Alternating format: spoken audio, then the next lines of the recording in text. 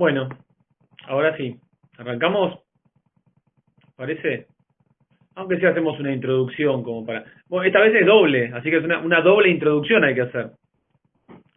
¿Pudieron ver las dos películas o nos quedamos cortos con el tiempo?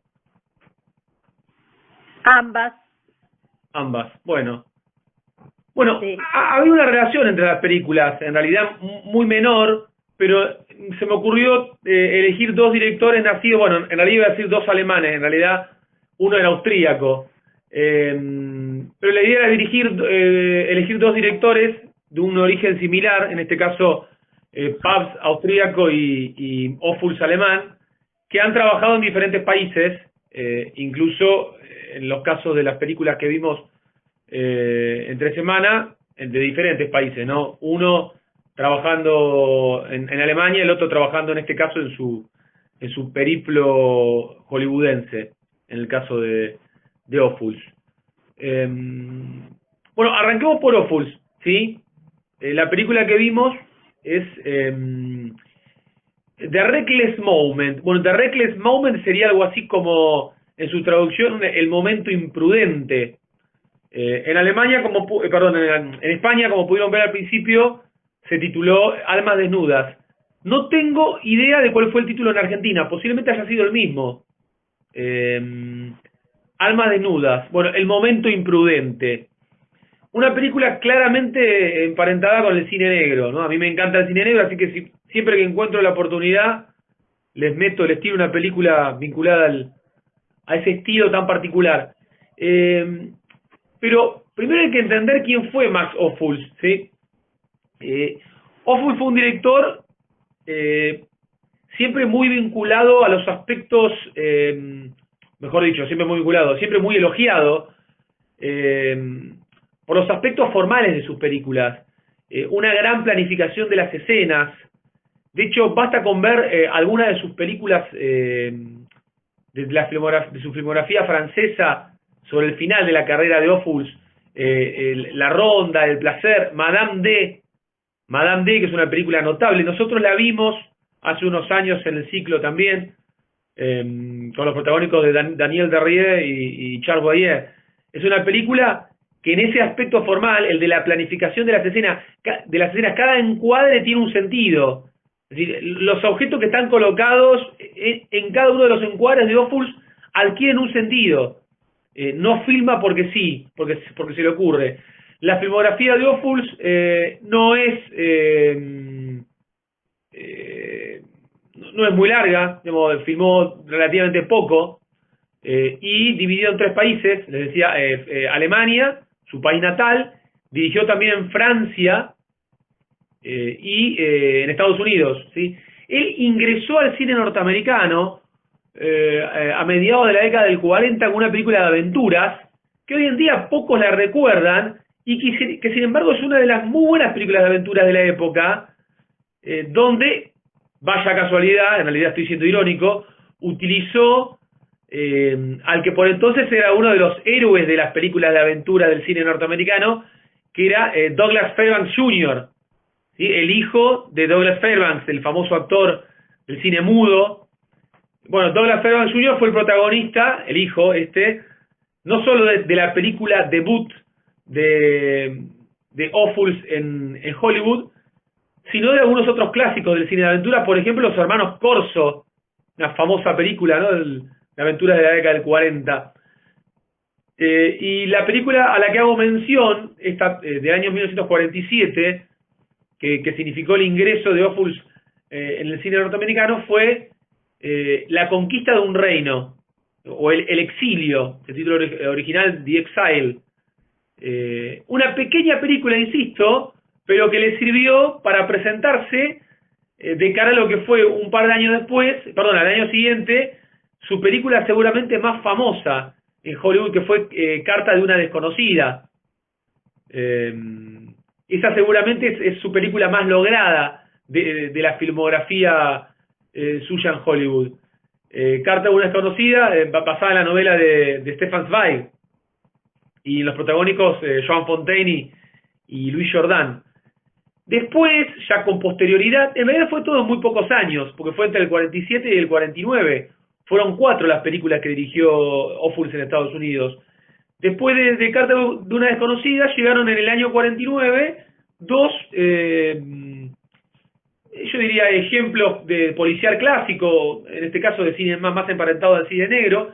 Una la que vimos hoy, ¿sí? de Reckless Moment, o Momento Imprudente, Alma Desnuda, como se tituló en España, y la otra fue Atrapados, ambas con protagónicos de James Mason, ¿sí?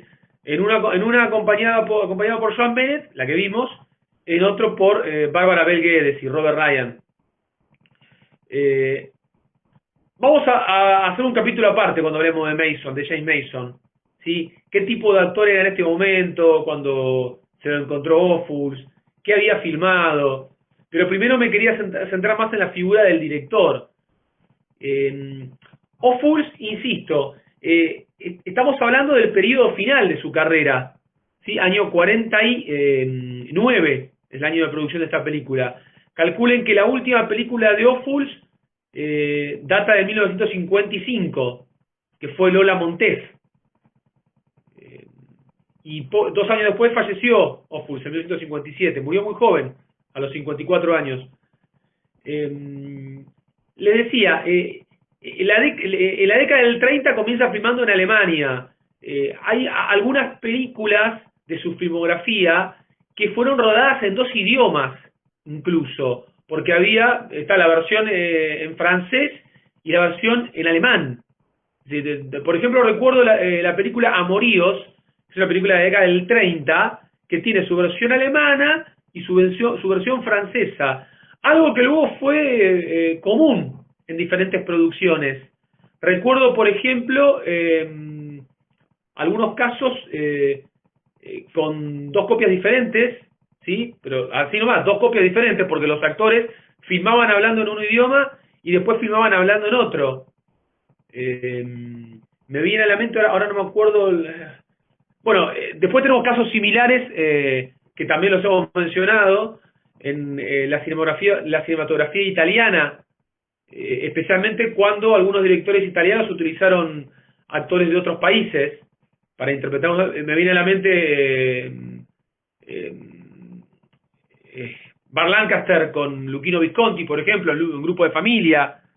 Me viene a la mente Ingrid Bergman con Roberto Rossellini, ¿sí? En Stromboli, por ejemplo, o en Europa 51. Es decir, donde, bueno, la Bergman hablaba en inglés. Sí, a ver, hablaba en inglés y en sueco, ¿no? Pero no en italiano. Y sin embargo, los habitantes de la isla, quien haya visto Stromboli, hablaban en italiano. Así que bueno, ahí hay una confluencia de idiomas. Lo mismo sucedió con Burt Lancaster en Grupo de Familia, en El Gato Pardo, me estaba olvidando del Gato Pardo, bueno, con un reparto internacional, Burt Lancaster, Alain Delon, Claudia Cardinale, imagínense, era un crisol de razas. Bueno, en la década del 30 sucedía esto también, de incluso filmar la misma película en 2 versiones. Y ese fue el caso de Amoríos, insisto, película del año 33 de Max Ophuls. Después hay algunas películas muy logradas de la década del 40, finales de los 30 y década del 40. Una es Mayerling Sarajevo. Ahora sí, se me cortó a mí, acá estoy de nuevo. ¿Están todos? ¿Alguno se fue y dijo, no, se fue el profesor? ¿Qué pasó acá? ¿Están todos? Bueno. Estamos. Listo. Había dejado en la filmografía de Ophuls en la década del 40, les decía, hay algunas películas donde está muy presente esto que les digo yo de la planificación de las escenas. Me refiero a tener todo muy meticulosamente preparado. Es decir, Ophuls no filmaba cualquier cosa, ni improvisaba. Y hablo más allá de los guiones, ¿sí? Hablo en cuanto a los encuadres. Es muy común lo que les decía al principio, ver en sus películas, no sé, hasta un jarrón, que sí, pero qué bien que queda este jarrón acá. Qué bien puesto que está. Digamos, los espacios están bien controlados, no hay espacios vacíos en los encuadres. La planificación de las escenas es muy marcada y muy cuidada. Bueno, ese era el cine de Ophuls, en lo formal. En cuanto al contenido, las historias, la mayoría son interesantes, insisto. Es una filmografía no demasiado vasta. Yo le mencioné esta película de Mayerling a Sarajevo, que es de 1940. Incluso él filmó una película francesa, en su etapa francesa, de finales de la década del 30, que rinde gran tributo a la cultura japonesa. Está ambientada en el siglo XIX, se llama Yoshiwara, ¿sí? Yoshiwara. Si buscan en la filmografía de Oful, la van a encontrar en 1937. Es una película notable. Y son películas que durante mucho tiempo no estuvieron al alcance de la mano, por el simple hecho de que no contaban con buenas ediciones, ni en DVD, ni en nada. Entonces, la buena parte de este cine se está recuperando con los años, y se está haciendo más conocido con los años. De hecho, esta película que les menciono de Yoshiwara fue recientemente editada en Blu-ray en Francia. También es cierto que Ophuls fue un director muy bien recibido y elogiado por la vanguardia cinematográfica francesa de finales de la década del 50. Estoy hablando de la Nouvelle Vague. Así como cuando vimos alguna película de la Nouvelle Vague, comentábamos esto sobre otros directores. Cuando vimos una película de Fuller, ¿se acuerdan que les comenté? Que bueno, los mismos Truffaut y compañía siempre fueron muy elogiosos con Fuller. Bueno, con Ophuls también fue uno de los directores franceses rescatados de algún modo por la crítica francesa de aquella época. Otra característica del cine de Ophuls eran los movimientos de cámara. ¿Sí? No era un tipo de dejar la cámara quieta, ¿sí?, en sus películas. En esta película se puede ver cómo utiliza mucho la cámara, la mueve en diferentes escenas. Travelings, un autor reconocido por sus travelings, ¿sí? Y el periodo final de la carrera de Ophuls, yo les decía, posterior a esta incursión hollywoodense, data de un puñado de películas fundamentales en su filmografía, que son La Ronda, de 1950, El Placer, de 1952, Madame D, que es la que les mencionaba, que nosotros la vimos hace unos años, con Daniel Darrieux y Charles Boyer, de 1953, y Lola Montes, que les decía fue su última película, de 1955. En cuanto a las temáticas, muy común encontrarnos con películas de época, o ambientadas en el siglo anterior, en el siglo XIX, el siglo anterior al que se filmaron, ¿no? Ahora ya son 2 siglos anteriores. Bueno, en fin, hay mucho para hablar de Ophuls como director. Tuvo un hijo que es director de cine y que ya pasó los 90 años, que es Marcel Ophuls, pero bueno, claro, no alcanzó en talento seguramente a su padre, ¿no? Al gran Max Ophuls. Ustedes habrán notado que en la película, en los créditos, figura como Ophuls, sin la H en el medio y sin diéresis, nada. Es Ophuls, Max Ophuls. Bueno, así ha figurado en diferentes créditos también, en algunos con la H, en otros sin la H, en algunos con diéresis, en otros sin diéresis. Pero es el mismo director. ¿Alguien quería comentar algo sobre la película? Así respiro un poco y junto a Saliva para seguir hablando. ¿Puedo hablar? Sí, Jorge, sí. Bien. Tengo una opinión bastante contradictoria con la película de Ophuls. Mi referente cinematográfico es la hoy ausente Noemí, que me ha dado excelentes referencias de este director. A mí, y esto lo creo,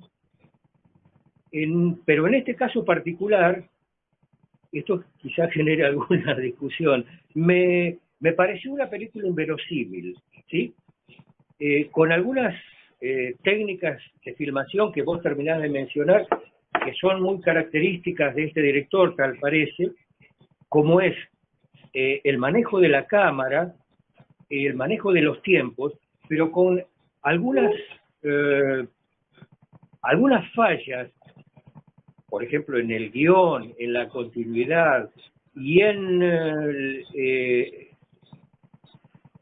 la elección de personajes que quizá sean fallas, a mi entender, originadas en la producción.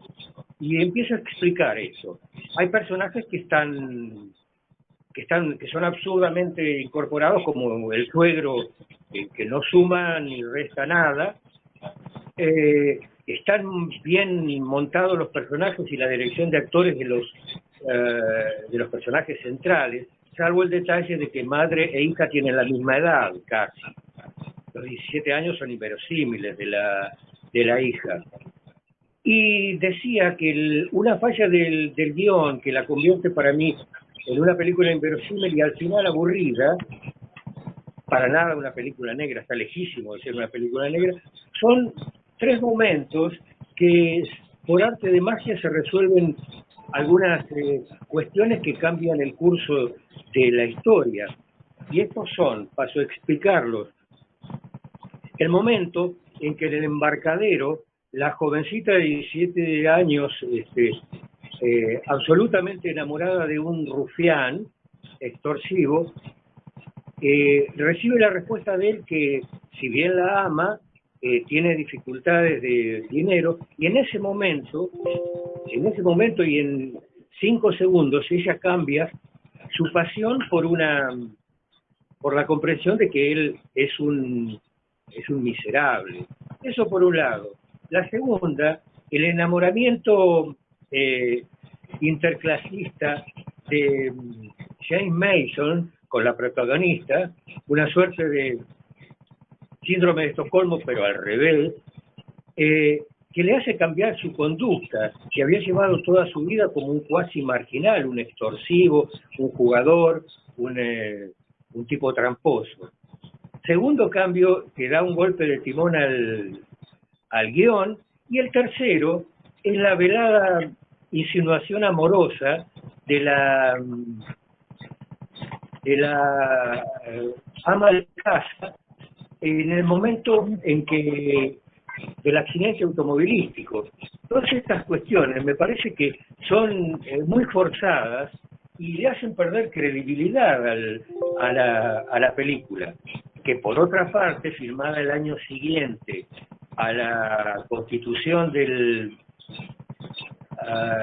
Tribunal de Actividades Anti-Norteamericanas, que fue en el 47, sirve para encuadrar perfectamente un modelo de vida, un American Way of Life en la costa oeste de Estados Unidos, que es muy deseable. Las clases sociales no se tocan y la parte sana de la sociedad tiene prevalencia. Es muy sintomático que la protagonista en todas las escenas cambia de ropa. Esto indica que su posición económica y social es de expectativa y tiene un buen nivel de vida, a punto tal de que en el patio trasero tiene un embarcadero. Esto no todo el mundo, ni aún hoy en Estados Unidos es muy común. Tenés que tener un cierto nivel de ingreso. Su marido, por otra parte, es una referencia explícita a la situación del país. El marido está en Berlín. Berlín estaba siendo reconstruida después de la Segunda Guerra, después de haber sido aplanada. Todas estas cuestiones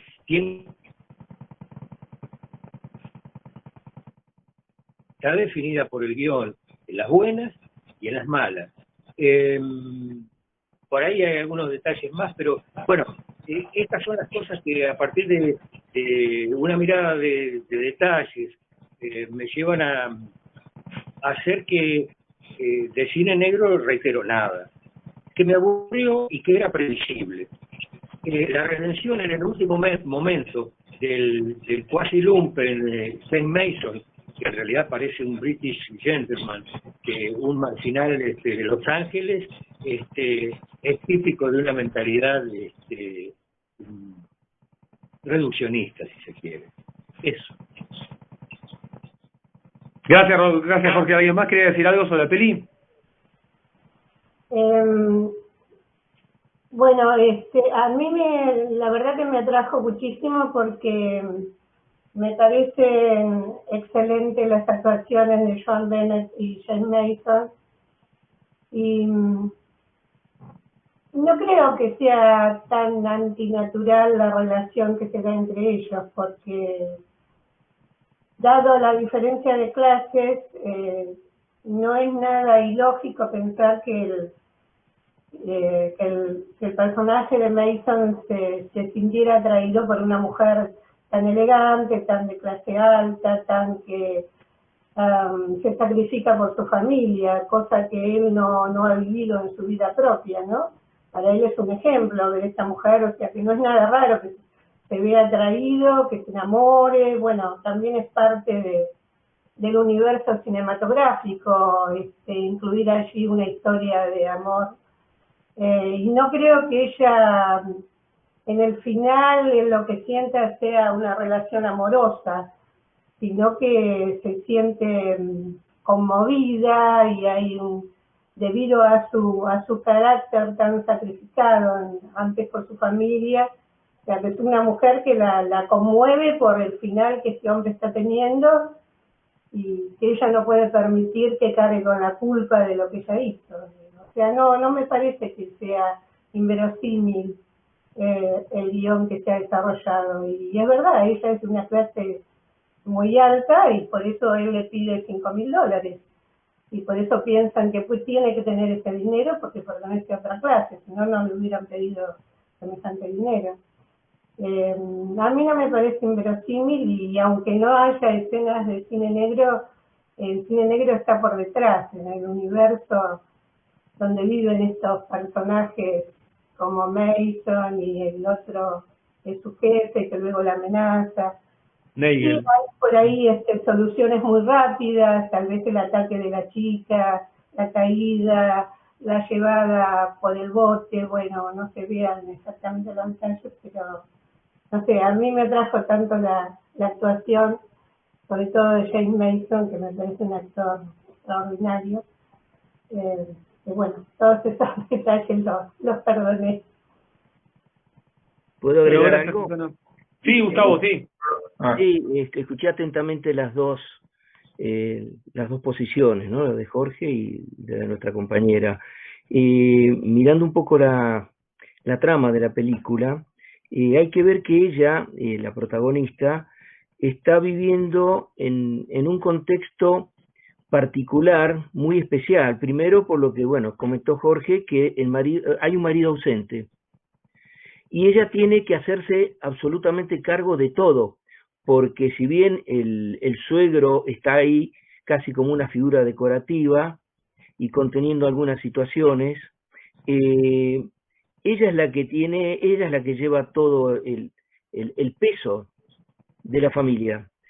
Y repentinamente se encuentra con esta situación en la cual la hija enamorada del rufián, lumpen, y ella tiene que solucionarlo. Por otra parte, yo creo que incluso el director, la película es corta, entonces el director tuvo que poner en esta historia en contexto todas las situaciones, lo cual no es muy fácil hacerlo, ¿no? Hay que ver que la película está basada, tengo entendido y lo estoy leyendo acá, en un cuento corto que se llamaba The Blank Wall, ¿sí? O sea, La pared en blanco, de una escritora que se llamaba Elizabeth Holding, que escribió novelas de La pared misterio. vacía sería, la pared vacía. O La pared vacía, ¿sí?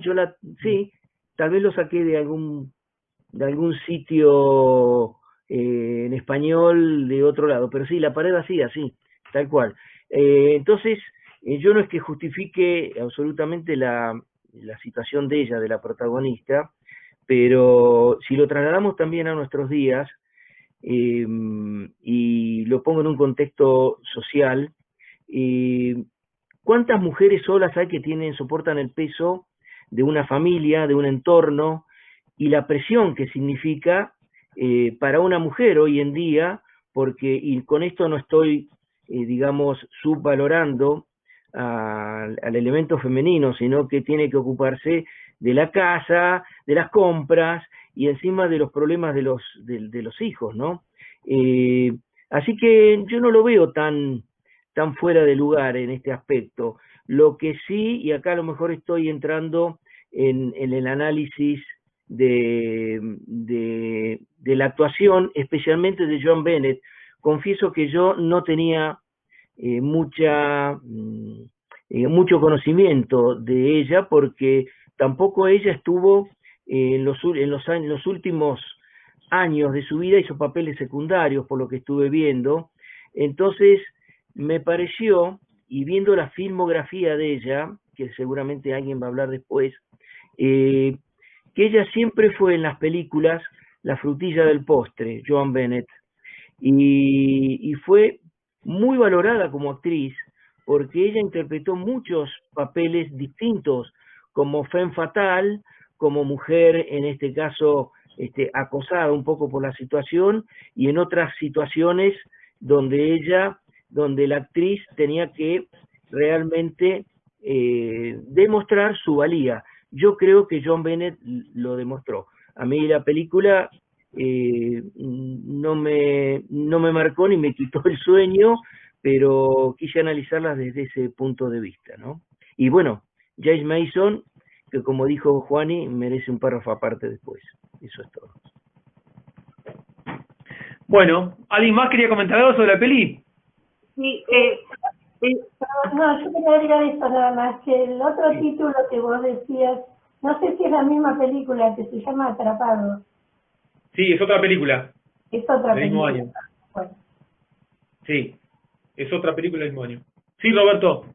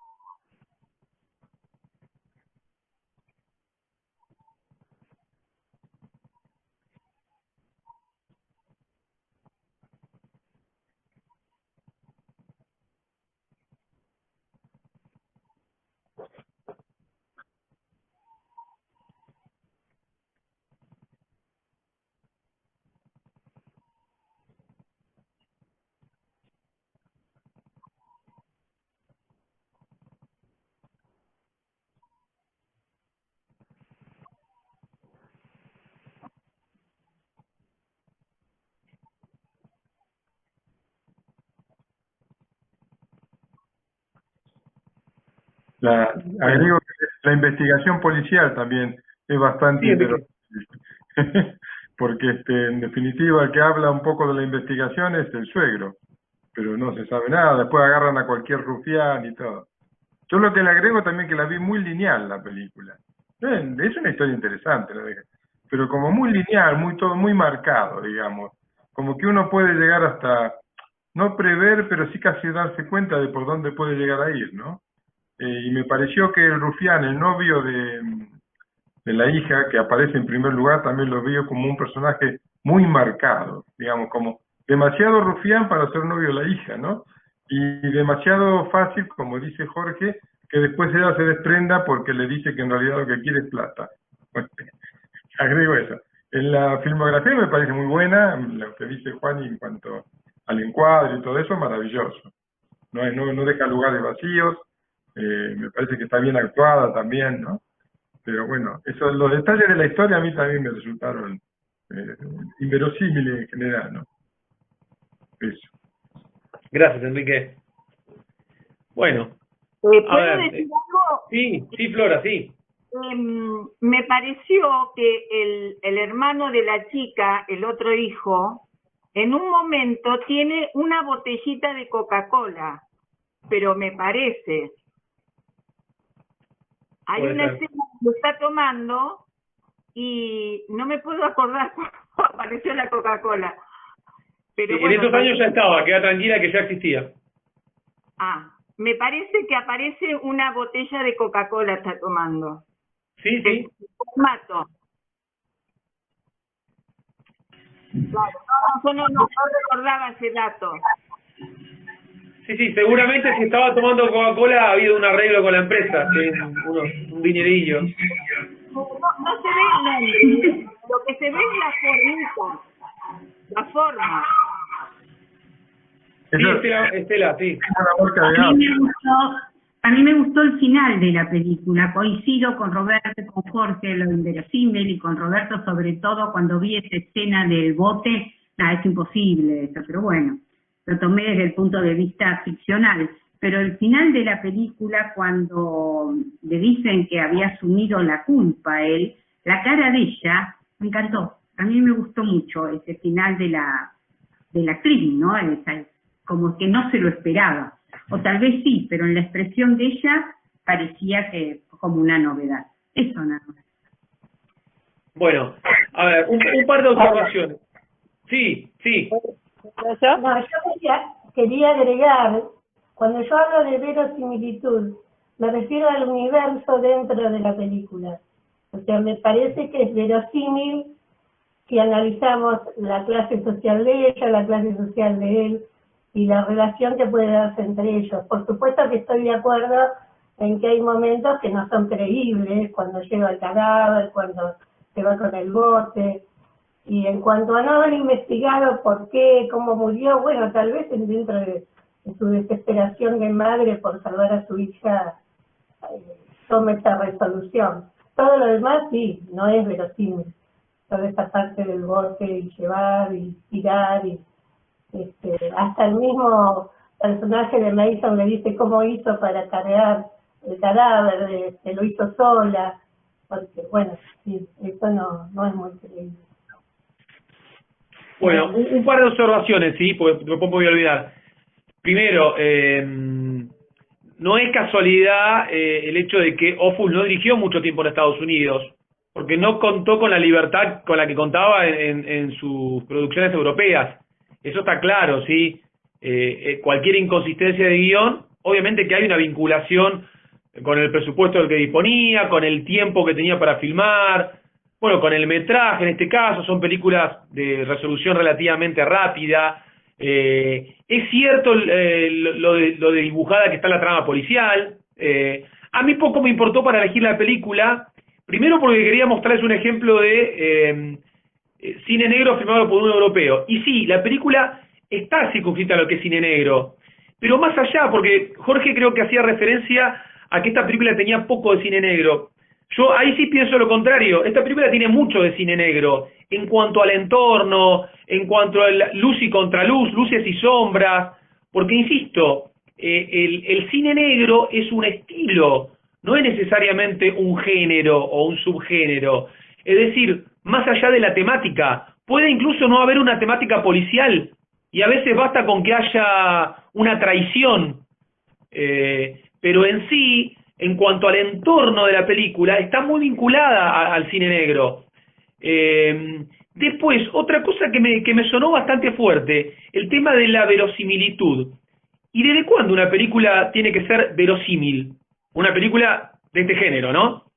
Yo lo último que espero es que sea verosímil, sinceramente. Esto es personal, ¿no? Digamos, es más, muchas de las grandes películas de la historia no son para nada verosímiles. Si nos ponemos a buscar verosimilitud, yo no creo que ahí haya hecho punto o haya hecho centro Ophuls. Sí en otras cosas que son inconsistentes. Luego hay detalles, por ejemplo, el tema de las edades, la diferencia de edad que puede haber entre el personaje de Joan Bennett, que está espectacular. A mí me gustó mucho el personaje que compone en esta película, Joan Bennett, que era una muy buena actriz, aunque muchas veces se la menospreció. No fue casualidad que Fritz Lang la eligió para Secreto tras la puerta, que es otro de los grandes de las grandes películas negras de la historia. Y la diferencia de edad con la hija sí, se nota que es menor a la que podría ser necesaria, ¿no? para la trama. Pero es algo que lamentablemente sucedió en infinidad de películas de la época.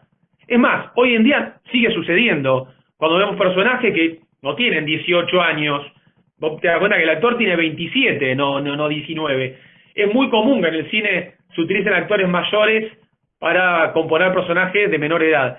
Pero insisto, yo nada más pongo el asterisco en lo de esencialmente en lo del tema de la verosimilitud, porque no creo que haya sido donde más habrá renegado Ophuls a la hora de filmar la película. Sí estoy seguro de que renegó en otras cosas. Una, por ejemplo, el tiempo en el que dispuso para filmar la película. Insisto, imagínense que filmó 2 películas en un año, así que eran productos digamos, más bien livianos, por así llamarlos, y de un género o de un subgénero, aunque no me gusta llamarlo así, insisto, típico de la época, ¿no? Porque si algo había en la década del 40 en Estados Unidos eran películas de neto corte negro, muchísimas, ¿no? Una detrás de la otra. Y había de las muy buenas, ¿sí? De las excelentes, de las buenas, de las mediocres y de las no tan buenas. Bueno, yo a The Reckless Moment, lo ubicaría en el punto medio. Es una película más que correcta, o correcta al menos. Nada más. Insisto, seguramente Ophuls, conociendo el tipo de cine que venía filmando en Europa y el que hizo 2 años después en Europa, esperaba mucho más. Esperaba contar con otro tipo de apoyo seguramente, con otra libertad, pero no es casualidad, insisto, que su periplo de hollywoodense haya sido muy corto. Fueron 3 años, 47, 48 y 49, y nunca más filmó en Estados Unidos. Creo que fue más que todo sacarse una espina, como sucedió con muchos directores de la época, algunos deudores del realismo poético, hablo de directores franceses, ¿no? Otros encontraron mejores fundamentos para filmar en Estados Unidos. El mismísimo Jean Renoir. Nadie podría decir que el periplo hollywoodense de Renoir es el más significativo de su carrera. Y nadie podría querer conocer la filmografía de Renoir mirando nada más que sus películas norteamericanas. ¿Sí? Lo mismo sucede con Ophuls. Si quien ve esta película y pretende con esto conocer el cine de Ophuls, obviamente no va a alcanzar. ¿Sí? Es un ejemplo de parte de su carrera y nada más. Por eso yo le decía que muchas de las cosas que él venía mostrando en Europa, muchas, pero no absolutamente todas, están evidenciadas en esta película, en los aspectos formales. Ahora, en los aspectos vinculados a la historia, al contenido, sí, la película es deudora. Hay muchas cosas que quedan pendientes, eso está clarísimo. Y subrayo el tema, incluso me causaba gracia, que también lo mencionaba hace un ratito Enrique, el tema de la trama policial, que está muy desdibujada. Eso está muy patente, hasta causa gracia ver al policía en el bote y después no aparece más, ¿no? O no sé si aparece en alguna otra escena. Bien, bueno, yo mencioné a Renoir. Bueno, Renoir, a pesar de haber tenido también una carrera muchísimo más dilatada en Europa que en Estados Unidos, filmó algunos productos sobresalientes en el cine norteamericano. Y yo, una de las películas que destaco es El Sureño. Ahí está Noemí. El Sureño, con el protagónico de Zachary Scott.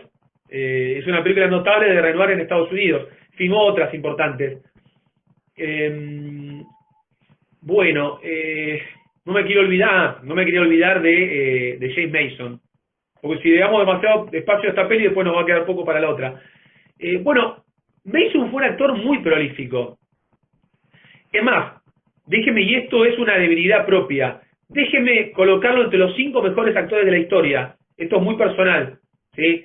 Ya sé que siempre en los listados está Sir Laurence Olivier pero yo lo coloco a James Mason como uno de los grandes referentes de la actuación en el séptimo arte. Así de simple. Y no necesariamente porque haya hecho películas fundamentales, que las hizo. No trabajó en Lo que el viento se llevó, ni en Casablanca. Por empezar, la filmografía de Mason arranca en la década del 30. ¿Sí? Para quien no conozca cómo comenzó en el año 35, si mal no recuerdo. Y su carrera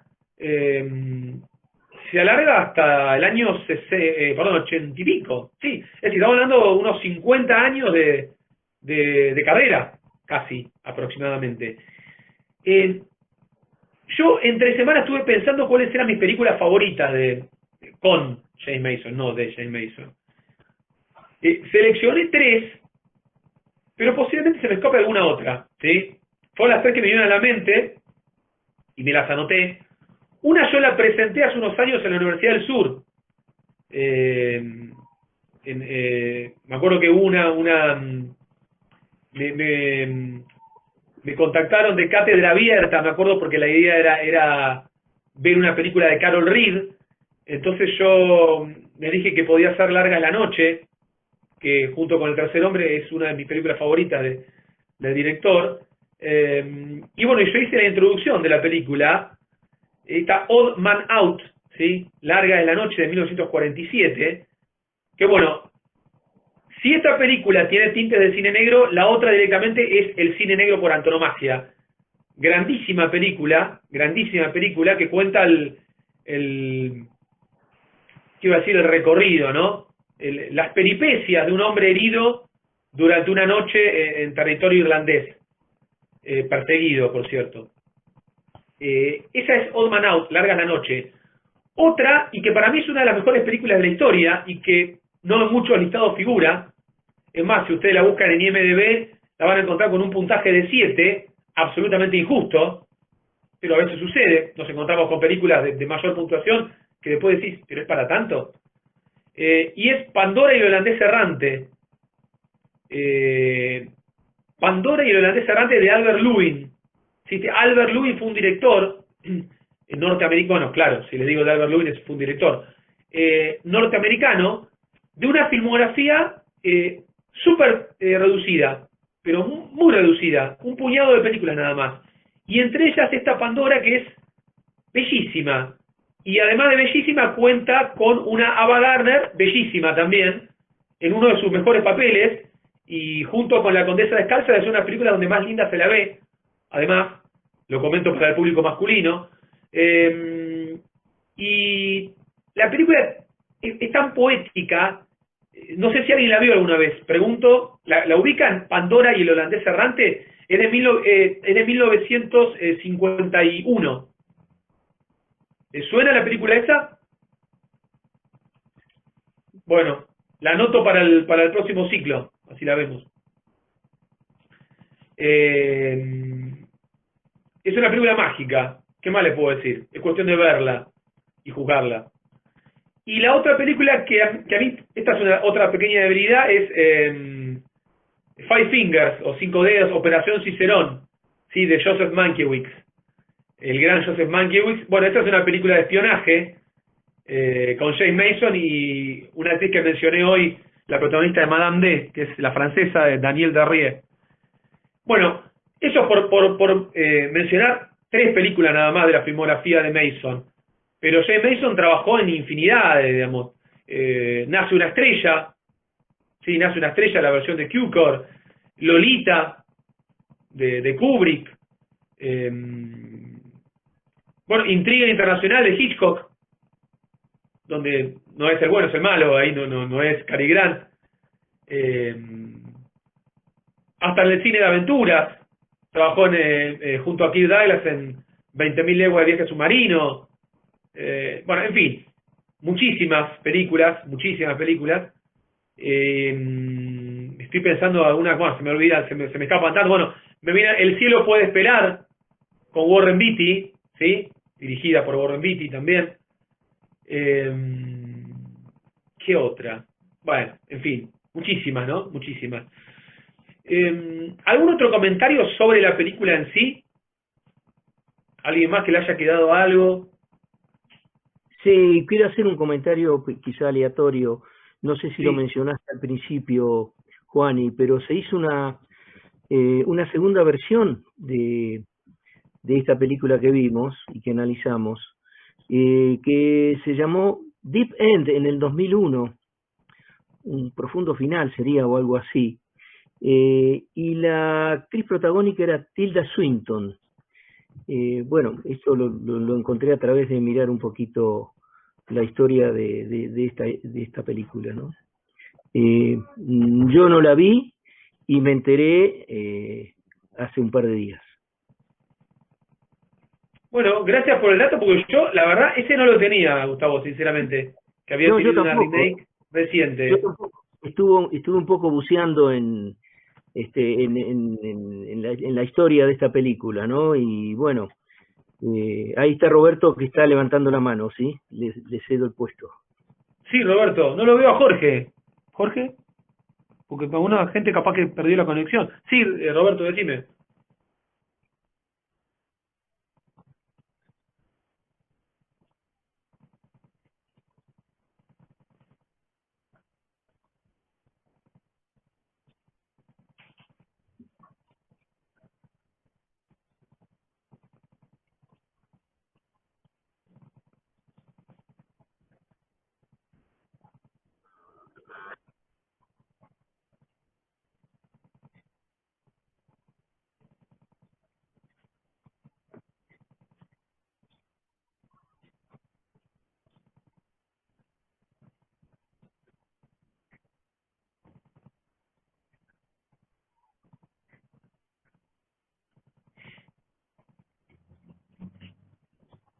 No, está muy bien la observación. A ver, voy a ser más preciso. Para mí también debe existir la verosimilitud. A lo que me refiero es al nivel de verosimilitud. Es decir, yo no me planteo si la mujer tiene fuerza o no para arrastrar al hombre, al que está en el... Porque es una licencia que le permito al director, llegado el caso. Porque una pequeña exageración quizá en la trama para que cause suspenso. Me refiero a eso, ¿no? Obviamente ya... Me explico, ¿no? A eso iba. Ya,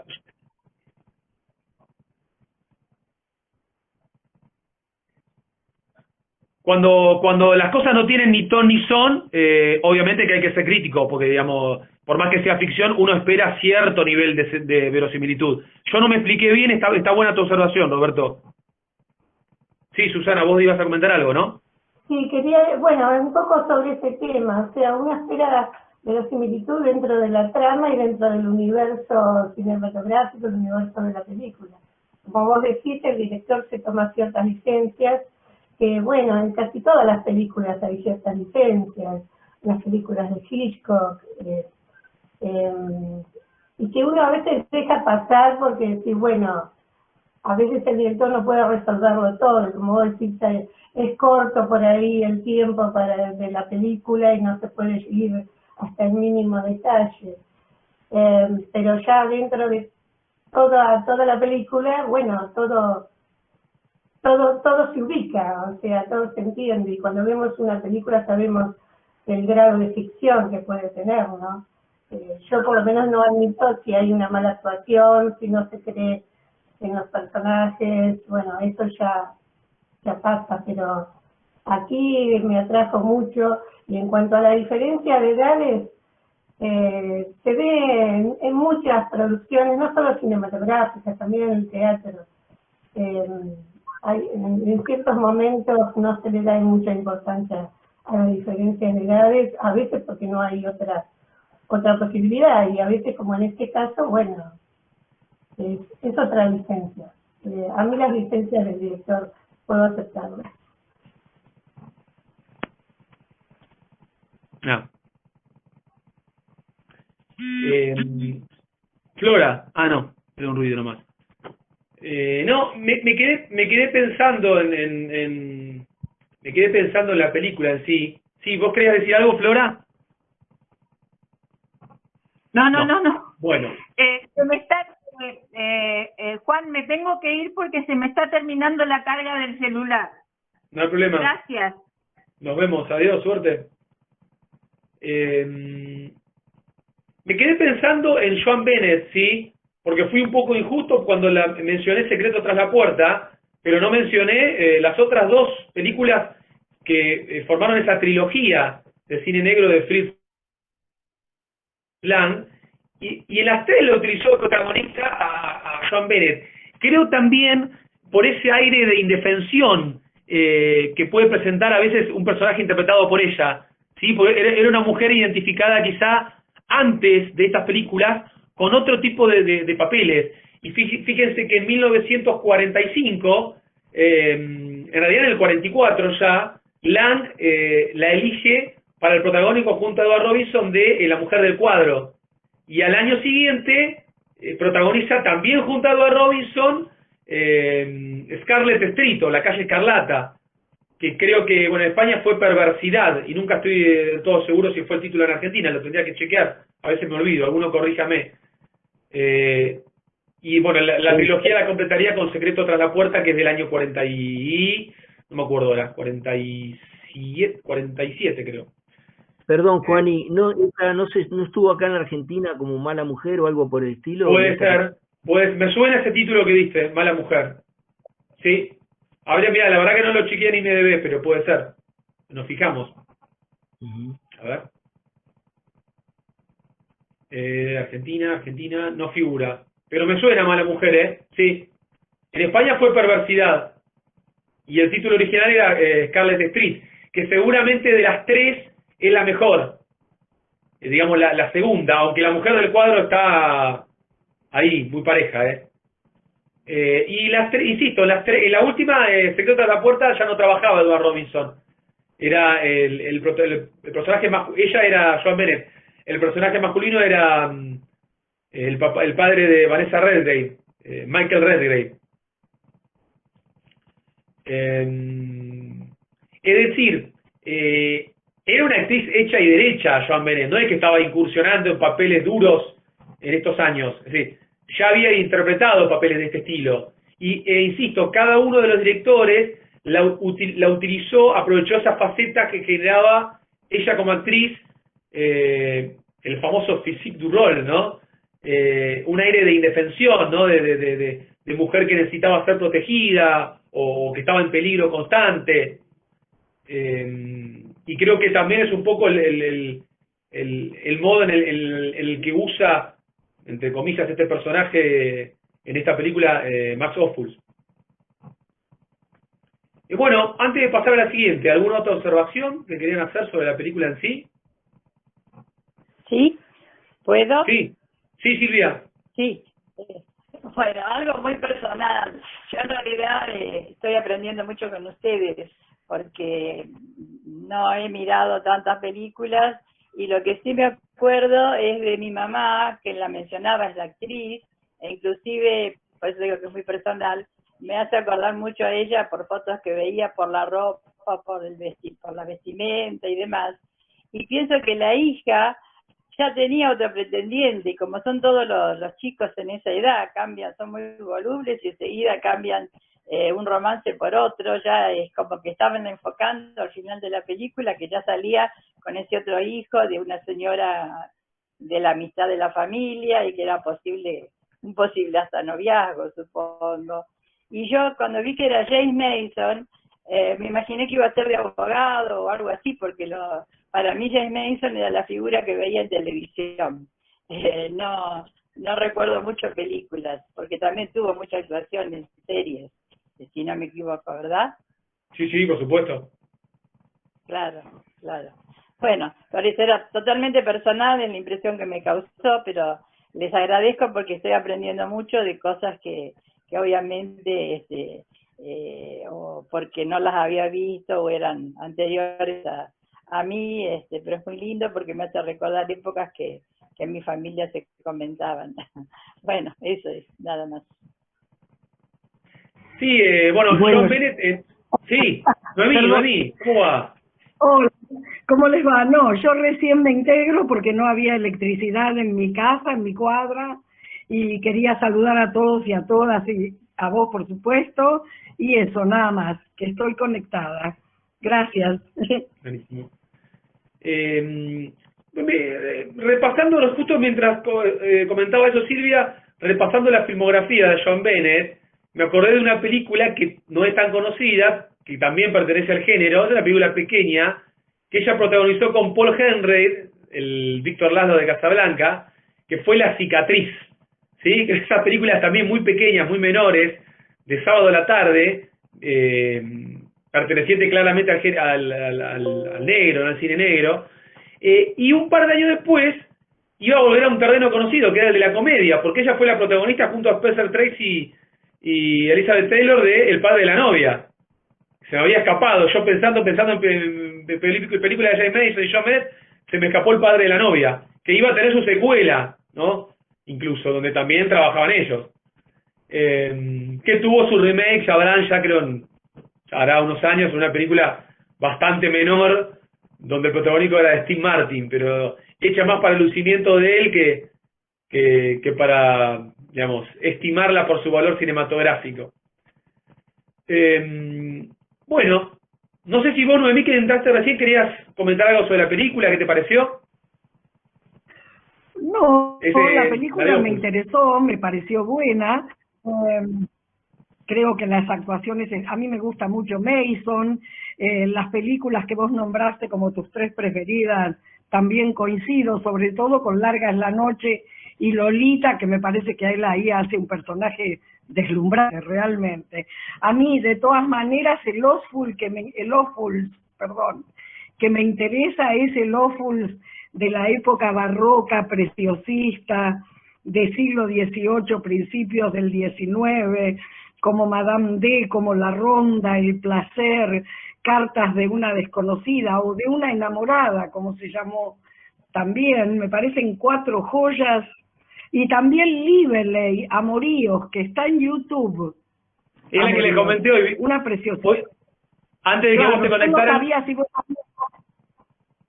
si vos habías comentado, pero ese trabajo de Ophuls tan exquisito y esos movimientos de cámara que se ven también un poco aquí en esta película, es el sello de Ophuls, el manejo que tiene extraordinario de la cámara y el preciosismo que hay en esas 4 historias, La Ronda que engancha una historia con otra, tiene un movimiento, como he leído en algunos artículos específicos sobre él, que Ophuls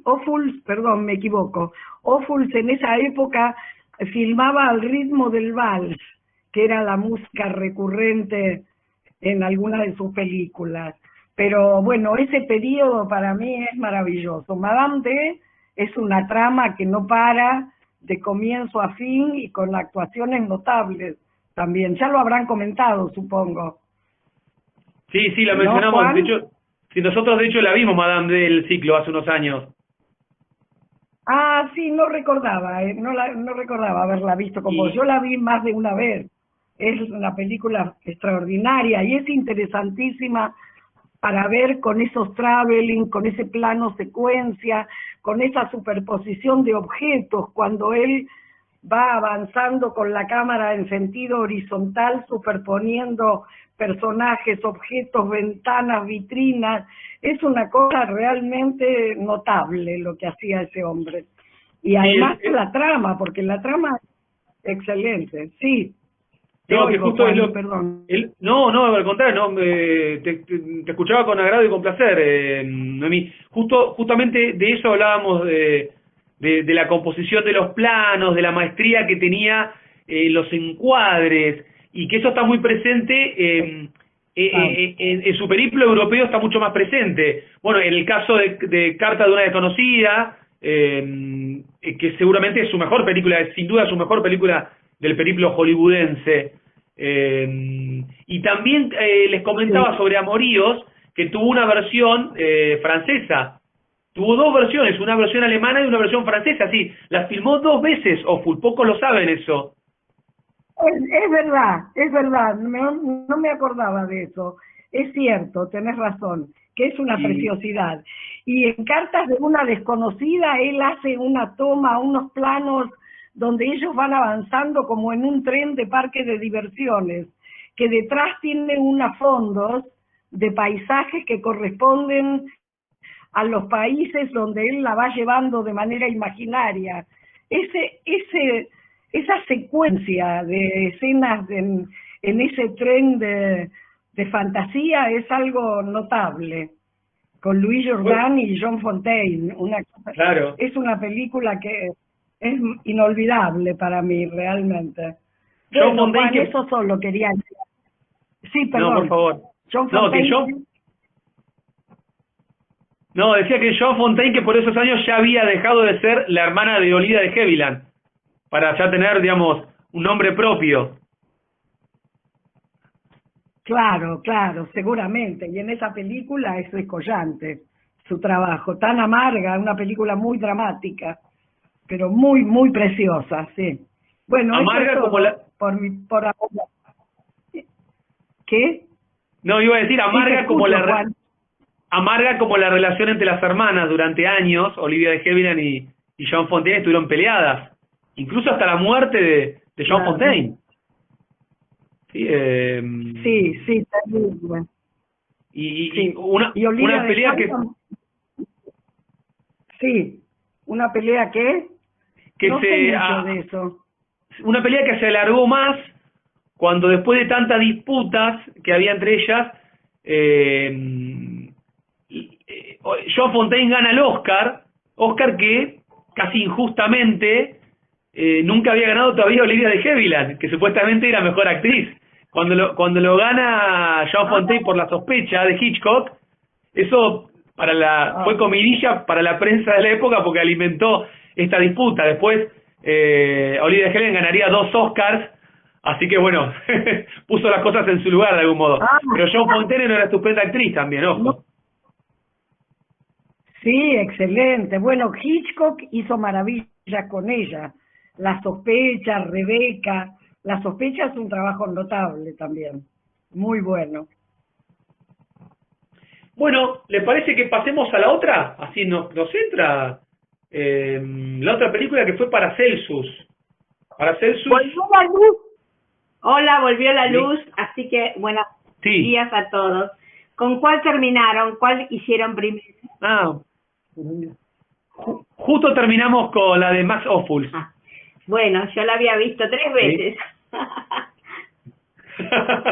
¿Querés comentar algo de la película? No, es más o menos del género de la otra COT, ¿cómo se traduce? Atrapados, sí, también la vi varias veces. Vi también Lola Montes, la última creo que fue. La última película de Ophuls, sí. Sí, del 55. No, pasemos a la otra. Bueno, sí, sí, hablamos bastante de Ophuls, así que de todos modos lo que dejamos claro es que es solamente un ejemplo de su periplo hollywoodense, pero no alcanza ni de casualidad, además que es una película menor dentro de la filmografía de Ophuls, no alcanza para conocer el relieve de Ophuls como artista. Bueno, Georg Wilhelm Pabst, creo que lo pronuncié bien, hice un curso de alemán hace unos años, así que Georg Wilhelm Pabst, o más conocido como G.W. Pabst, más fácil, ¿no? Como filmaba muchas veces en sus películas. Bueno, Pabst nació en lo que en su momento hoy es República Checa, en su momento era Bohemia, ¿sí? El territorio de Bohemia, que estuvo en disputa, ¿no? Fue un director, bueno, muy emparentado por supuesto con el cine alemán, porque ahí desarrolló su carrera.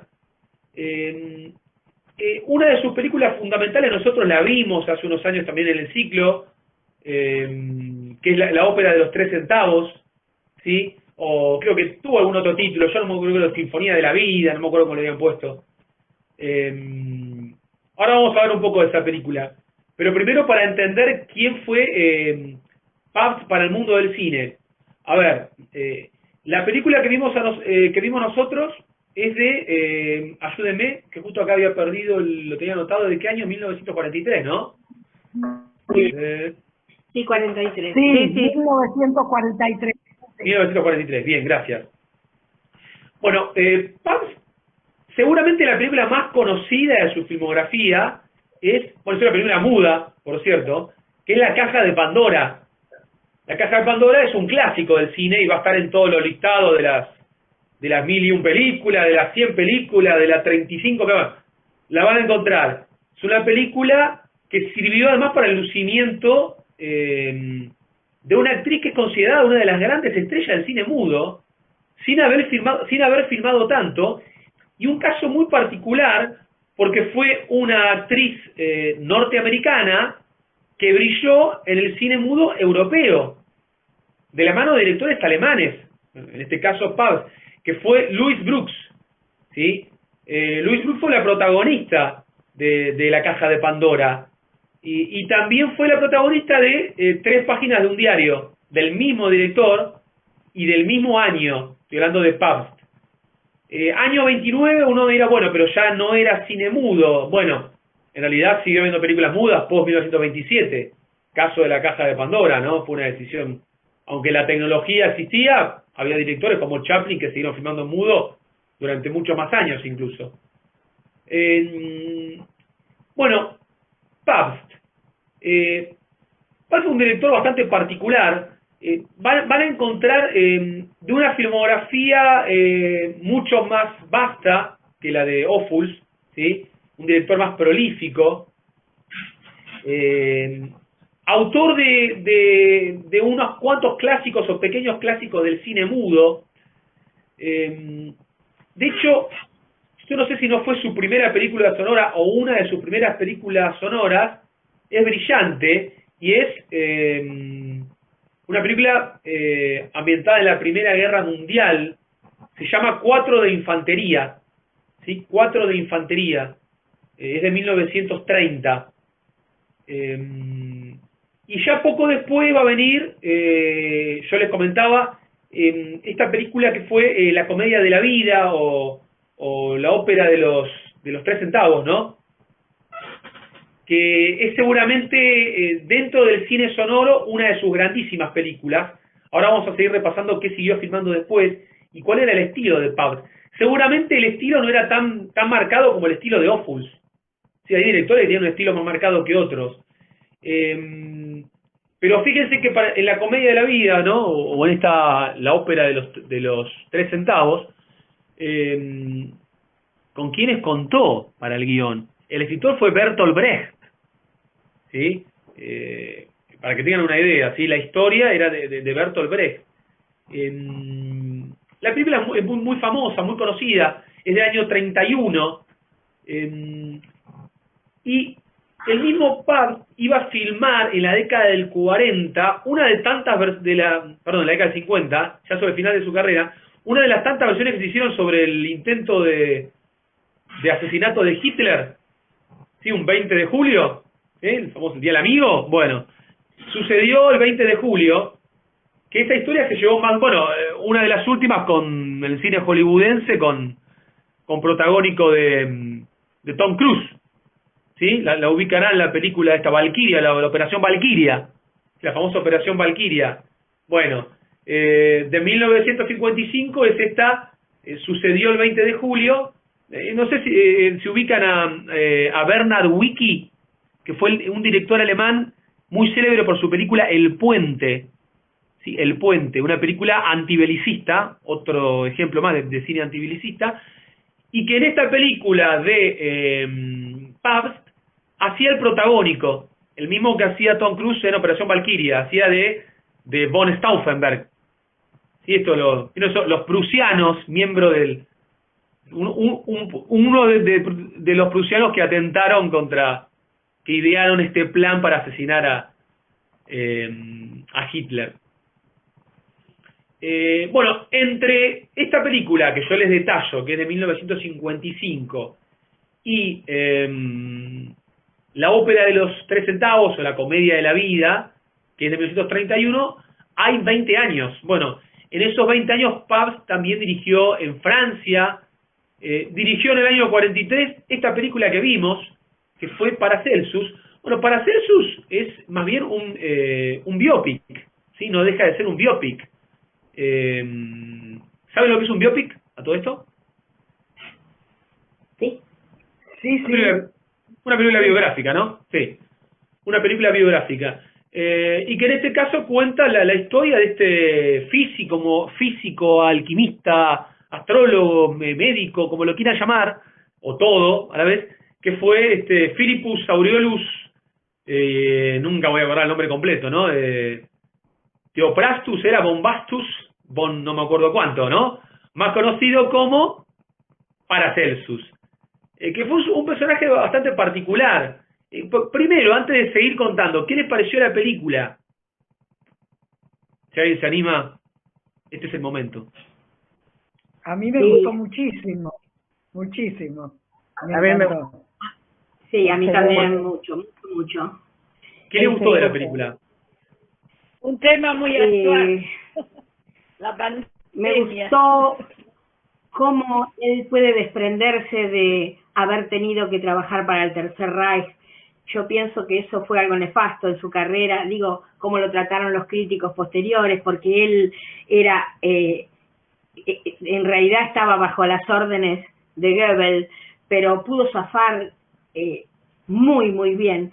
Hay un crítico que dice que haber puesto este bufón maravilloso, que es Harald Kreuzberg, el bailarín, en esa danza, es algo que tal vez le faltó el bigotito, porque aún dentro de lo que tenía que hacer, él encontró un individuo pequeñito que aparece entre gallos y medianoches y va a llevar a una danza de la muerte al pueblo. Entonces, dicen algunos que es la primera caricatura de Hitler, la más bien pensada. No sé si estás de acuerdo. Sí, por supuesto. Sí. Sí. ¿Y Silvia, vos ibas a comentar algo? Sí. Qué buena visión, muy bueno. Enrique. No, digo Enrique, que sí. Dije, lo veo muy actual. Me encanta esa Lo versión. veo muy actual por lo que estamos pasando. Y ese cierre de la puerta de la entrada a la ciudad es exactamente lo que se hizo en Wuhan y que tendrían que haber hecho muchas ciudades más acá también para evitarla. Es decir, la historia lamentablemente se repite, ¿no? Todos sabemos, hemos escuchado cuando empezó el COVID, que se habló de la peste negra, que se habló de la gripe española y demás. Bueno, momentos de la humanidad que han pasado parecidos y que aparentemente, a pesar de todo el tiempo, las maneras de cuidarse de eso siguen siendo las mismas. Prevención y aislarse. Es así.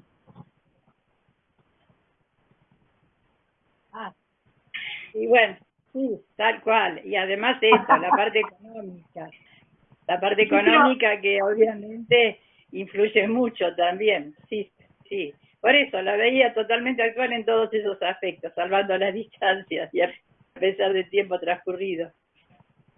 Yo quedé maravillada con la escena del baile, porque cuando uno lo ve aparecer y dice, ¿y este actor de dónde salió? Y digo, no, es un bailarín, y busqué mucho sobre él, y él en realidad, este personaje del bufón ya lo tenía preparado, porque él era un bailarín de la ópera de Berlín, y un gran coreógrafo, y tenía una obra que se llamaba Don Morte, y era un bufón, sobre un cuento de Poe. Así que el director, con mucha inteligencia, aprovecha un personaje que ya está construido. Yo quería decir que a pesar de no haber leído, o sea, lo que está informando Eugenia, yo no lo sabía, pero la claridad del director, por lo menos no me costó captar que había allí toda una crítica anti-hitleriana, y el personaje del bufón y su danza que lleva perfectamente a ese simbolismo, ¿no? El dedo de Goebbels se nota en todo, por ejemplo, en el tema del idioma, de no hablar más el latín claro. y usar el alemán. El alemán, sí, hay mucha, es muy, como decía Silvia, hay mucha actualidad, no solamente en el tema de la peste, del comerciante que se opone, etcétera, sino también en el tratamiento que está haciendo para Celsus. En un momento dice que el enfermo debe ser tratado en su totalidad, ¿no? Es lo que se está hablando ahora muchísimo en la medicina holística. Sí, y la introducción del amor. Claro. Que no se hablaba. Sí, o sea que es muy, muy actual este enfoque. También reconocí a Werner Krauss, el protagonista, que es el del doctor Caligari. Es el protagonista, justamente era el doctor Caligari en la película. Claro. Yo tengo la película guardada y... Sí, me quedé pensando, ¿a qué, Enrique, estás ahí? Porque quizás yo me perdí. Decías que muy buena versión, recién dijiste. ¿A qué te referías? No, me refería a muy buena visión, la de que el Arlequín representaba, ¿no?, a la figura picando aquí. Entonces no había ocurrido, la verdad. Sí, y no es casualidad, bueno, teniendo en cuenta esto, ¿no? Que Pabst había tenido que dirigir durante muchos años bajo el régimen del Tercer Reich. Claro. Todos esos años él estuvo en Alemania, digamos, así de simple. En realidad él hizo muchas concesiones al régimen porque él necesitaba trabajar, pero tengo entendido que esta película fue la que incomodó mucho al régimen nazi, y él tuvo que, después no sé si no tuvo que emigrar, ¿no? Y cambiar su visión, porque en realidad él lo veía todo desde un punto de vista muy social. Y con esta película y otra que no me voy a acordar, que filmó antes, fueron las dos películas que él pensaba que hacía una concesión al régimen, pero interiormente... ¿Comediantes? ¿Era comediantes? Los comediantes, sí, claro. Comediantes, sí, tal cual, sí. tal cual. Entonces él se dio cuenta que le salía del alma su parte de crítica al régimen nazi.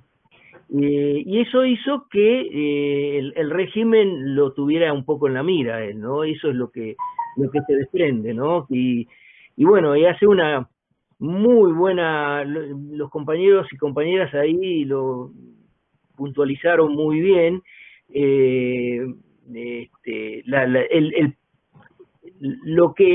la figura de él, en cierta manera, lo trasladamos a nuestros días, no solamente por el tema de la pandemia, ¿no? Sino cómo él modificaba ciertas cosas, lo del latín, por ejemplo, y algo que él consideraba lo que debe ser un médico. Yo acá me anoté, y buceando un poco en la historia de Paracelsus, que tiene mucho que ver, ver quién era este personaje, ¿no?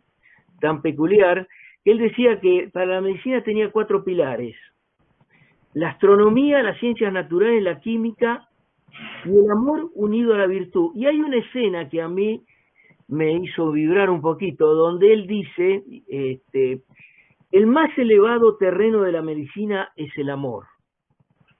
A mí me parece que eso merece un análisis, ¿no? Incluso ahí sus adláteres, los alumnos de él lo aplauden, ¿no? Mientras tanto, la otra parte lo quería totalmente a él descalificar, porque no era habitual en esa época que alguien se expresara con tanta claridad con respecto a la condición humana, ¿no? En definitiva. Y es histórico lo que dice en la película, lo que plantea con ese personaje que él le salva la vida, lo salva de que le corten la pierna. En la historia de Paracelsus, eso es un hito. Realmente después, bueno, el hombre se muere porque su mejor alumno, digamos, quería emularlo, y él ya estaba que se quería ir porque le estaban boicoteando de todos lados, ¿no? Pero me pareció muy interesante, ¿no? Y me parece muy interesante la historia de Paracelsus. Y la parte social, bueno, que tiene puntos de realidad con la realidad de estos días también, ¿no? Y de todo el tiempo. A mí me gustó la película. No había hecho el análisis del bufón, o del bailarín, perdón, pero sí, tal vez le faltaba el bigotito, ¿no? Y me acordaba también de la historia del flautista de Amélie, no sé por qué se me vino a la memoria también, ¿no? A mí también, sí. Yo quiero decir que él no se quedó en Alemania porque comulgara con las ideas de Hitler. Leí, y imagino que debe ser cierto, que él estuvo a punto de huir, pero quedó en la estación porque sus valijas eran muy pesadas. Y como tuvo que quedarse en Alemania, no tuvo más remedio que agachar la cabeza e hizo todo lo que pudo, porque le pidieron esta película cuando se cumplían los 400 años de la muerte de Paracelsus. Y entonces era una obligación hacerla, así como alabar a otros personajes como Federico de Prusia y todos esos que conocemos que admiraba el Tercer Reich. Y bueno, lo hizo muy bien a pesar de todo. Quería comentar una cosa, si puedo. Sí. Quería comentar 2 cosas. A los pueblos germánicos que no quisieron usar el latín, los llamaron tedescos, que es otra manera de llamarlos. y Paracelsus, que se lo puso él el nombre, es igual o semejante a Celsius, que era un médico famoso romano del siglo I. Me gustó mucho cómo eligió su nombre, eso quería comentar. Gracias, Flora, mirá, interesante dato. Yo me había olvidado de comentar que, bueno, yo mencioné la ópera de los 3 centavos, ¿sí? Basada en la obra de Bertolt Brecht. Y la música, porque es fundamental la música en esa película, es de Kurt Weill, que era un músico alemán de prestigio, que estuvo casado con una actriz austríaca también muy conocida, que fue Lotte Lenya, y cantante. Pero, a ver, todo esto nace por lo que había hecho Pabst en el cine mudo, ¿sí? Esa es la realidad. Y Pabst fue un director vanguardista, así como muchas veces hablamos del vanguardismo en otras épocas. Bueno, Pabst fue un director vanguardista ya en su periplo. Previo al año 27, ¿sí? Es más, Pabst la dirigió a Greta Garbo, por ejemplo, ¿sí? Cuando Greta Garbo todavía no... Yo la vi esa película del 25, y se llama Bajo la máscara del placer. Bajo la máscara del placer. Sí, sí, tal cual. E incluso un tiempo después él filmó una película que fue, creo que fue Misterios de un alma, creo que fue, si mal no recuerdo. Lo tenía que creo que fue el 26, que fue una película que abordaba la sexualidad desde el aspecto psicológico, y que para la época, bueno, era una película, yo no quiero decir tabú, pero bastante jugada, bastante lanzada. A ver, me voy a fijar de qué año fue Misterio del... Secreto de un alma, perdón, del 26, claro, del 26. Sí, fue justo el año posterior a Bajo la máscara del placer. Y después, bueno, después siguió, digamos, tuvo algunas películas relevantes. El amor de Jean Ney, que es una película también de su periodo mudo, de 1927, fue previa a La Caja de Pandora. La Caja de Pandora ya del año 29 con Louis Brooks.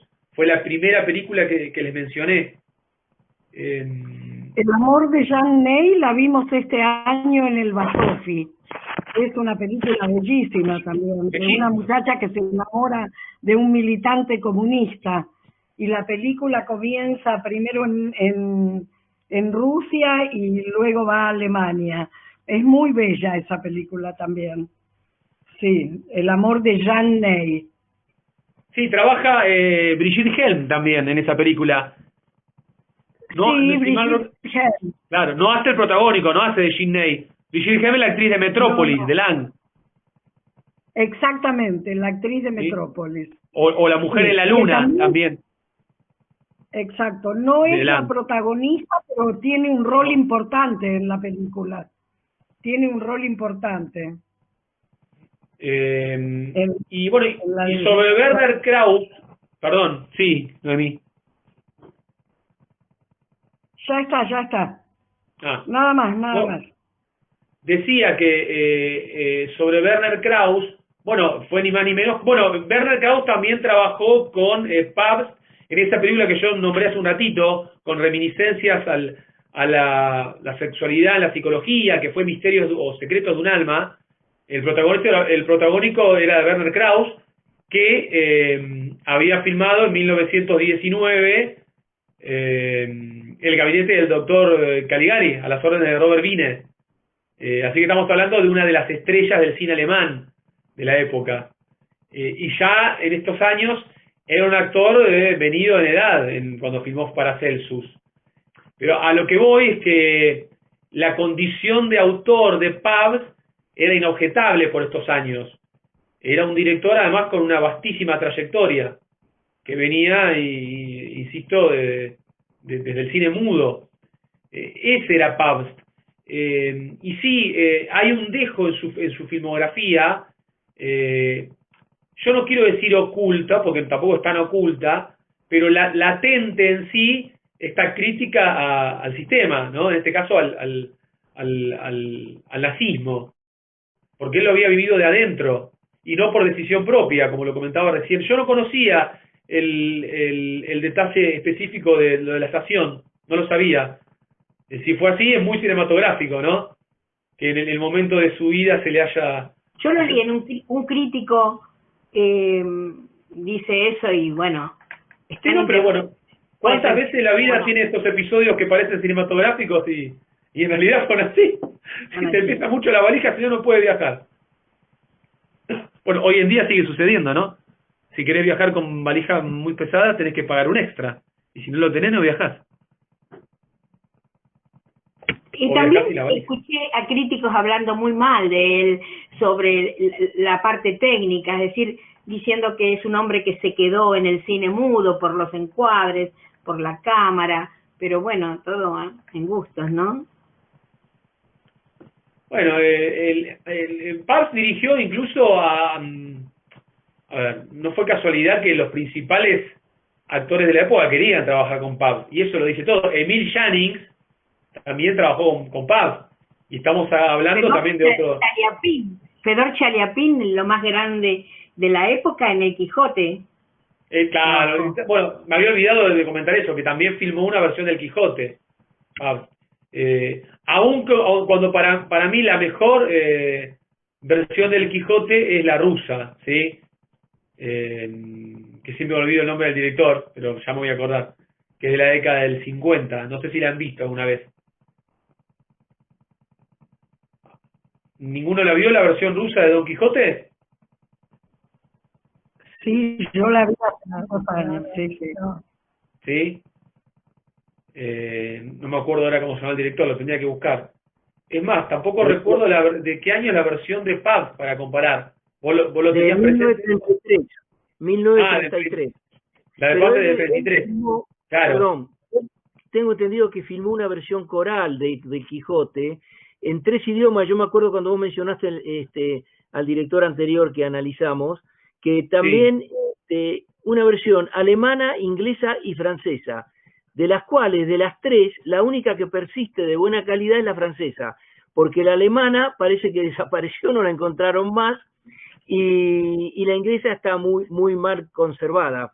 Por otra parte, lo que se dice ahora, gracias a la Fundación Murnau, están restaurando muchísimas películas alemanas de esa época, y entre ellos está la obra de Pabst, que no se podía, digamos, no la tenían restaurada totalmente, no, especialmente de la época muda de él, ¿no? Porque él perteneció a lo que llamaban la nueva objetividad en la época pre-nazi, ¿sí? Y donde él introducía el expresionismo y también el realismo en la parte muda, ¿no? De la época muda. Y después él tuvo que adaptarse a los tiempos, y como creo que decía Noemí o Eugenia, se le nota un poco digamos, la trascendencia que él tuvo en la impronta del cine mudo, ¿no? Pero yo lo que vi en esta película, y con esto dejo paso a otro, es que se nota una especie de expresionismo alemán, ¿sí? En la película por los rostros, pero a la vez está rodeado de realismo, ¿no? Uno ve los rostros, algunos primeros planos, de que aunque el personaje no habla, vos te das cuenta de lo que está queriendo decir, en los enojos, en alguna alegría también, ¿no?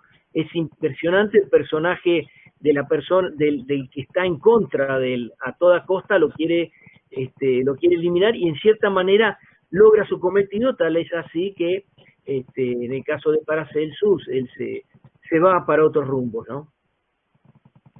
Y lo que dice Gustavo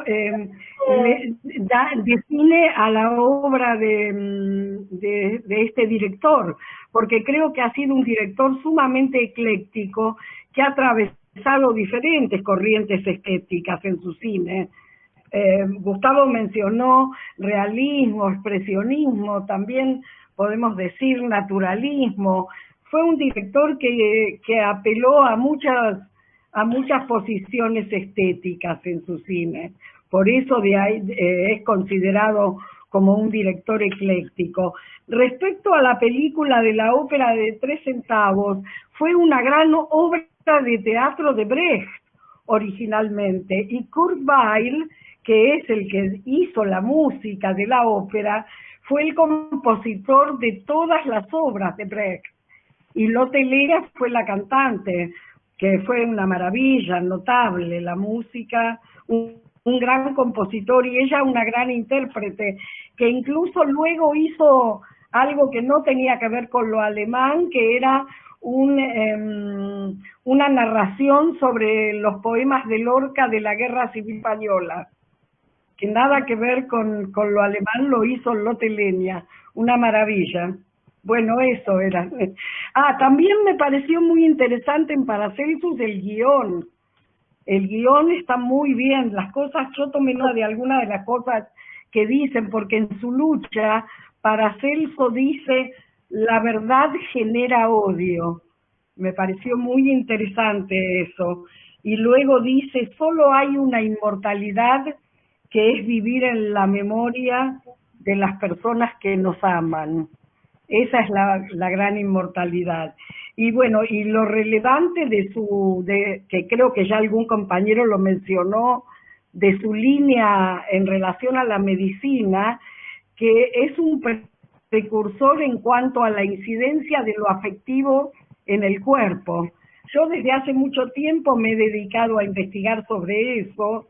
Hay un médico argentino, Luis Chiosa, que tiene una serie de obras que se llaman Los afectos ocultos, donde él habla de un conflicto afectivo que va al cuerpo en modo de síntoma.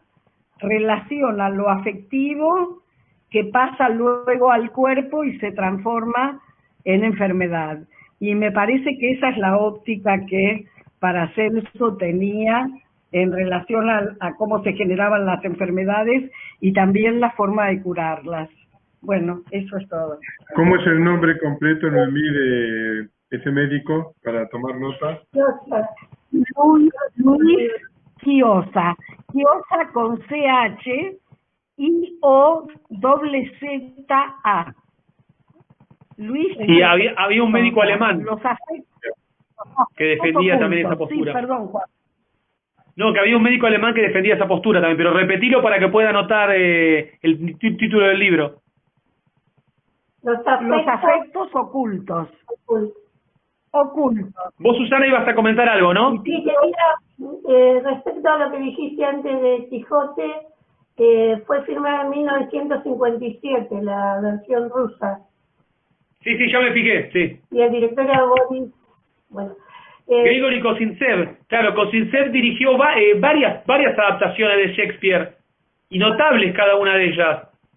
También dirigió Hamlet, pero el Don Quijote de Kozintsev es el más brillante que se ha hecho para mí. Y mirá que he visto unas cuantas versiones, hasta animadas, ¿eh? Sí, yo tengo ahí fotografías en una historia del cine y son fabulosas. Y respecto a la relación del músico y la cantante en las obras de Bertolt Brecht, nada, quería decir que no sé, ahora, bueno, durante la pandemia no, pero hasta hace poco estuvieron en Buenos Aires, hubo una obra protagonizada por Elena Rogers, que desarrolla este tema. Ella hace el papel de la cantante, que habla de la relación que había entre Bertolt Brecht, la cantante, y el músico.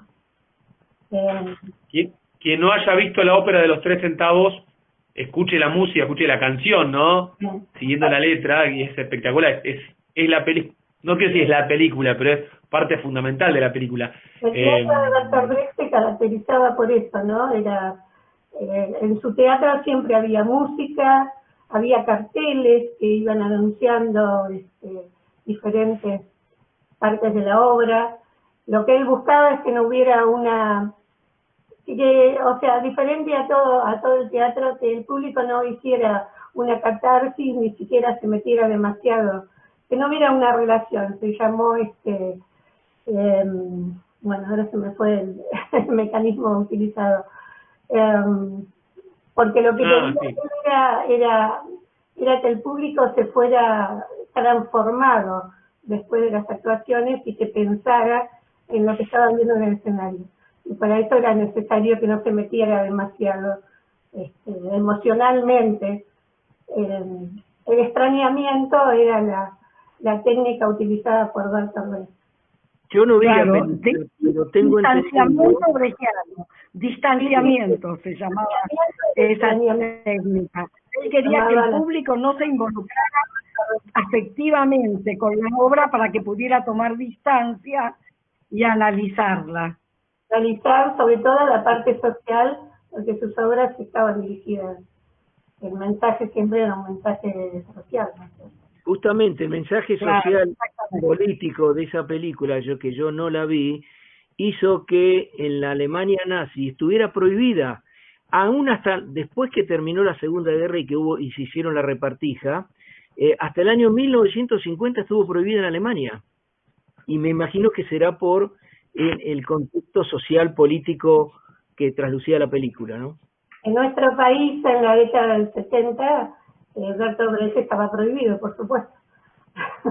Igual que Jean-Paul Sartre y tantos otros autores que tenían ese origen de teatro político y social.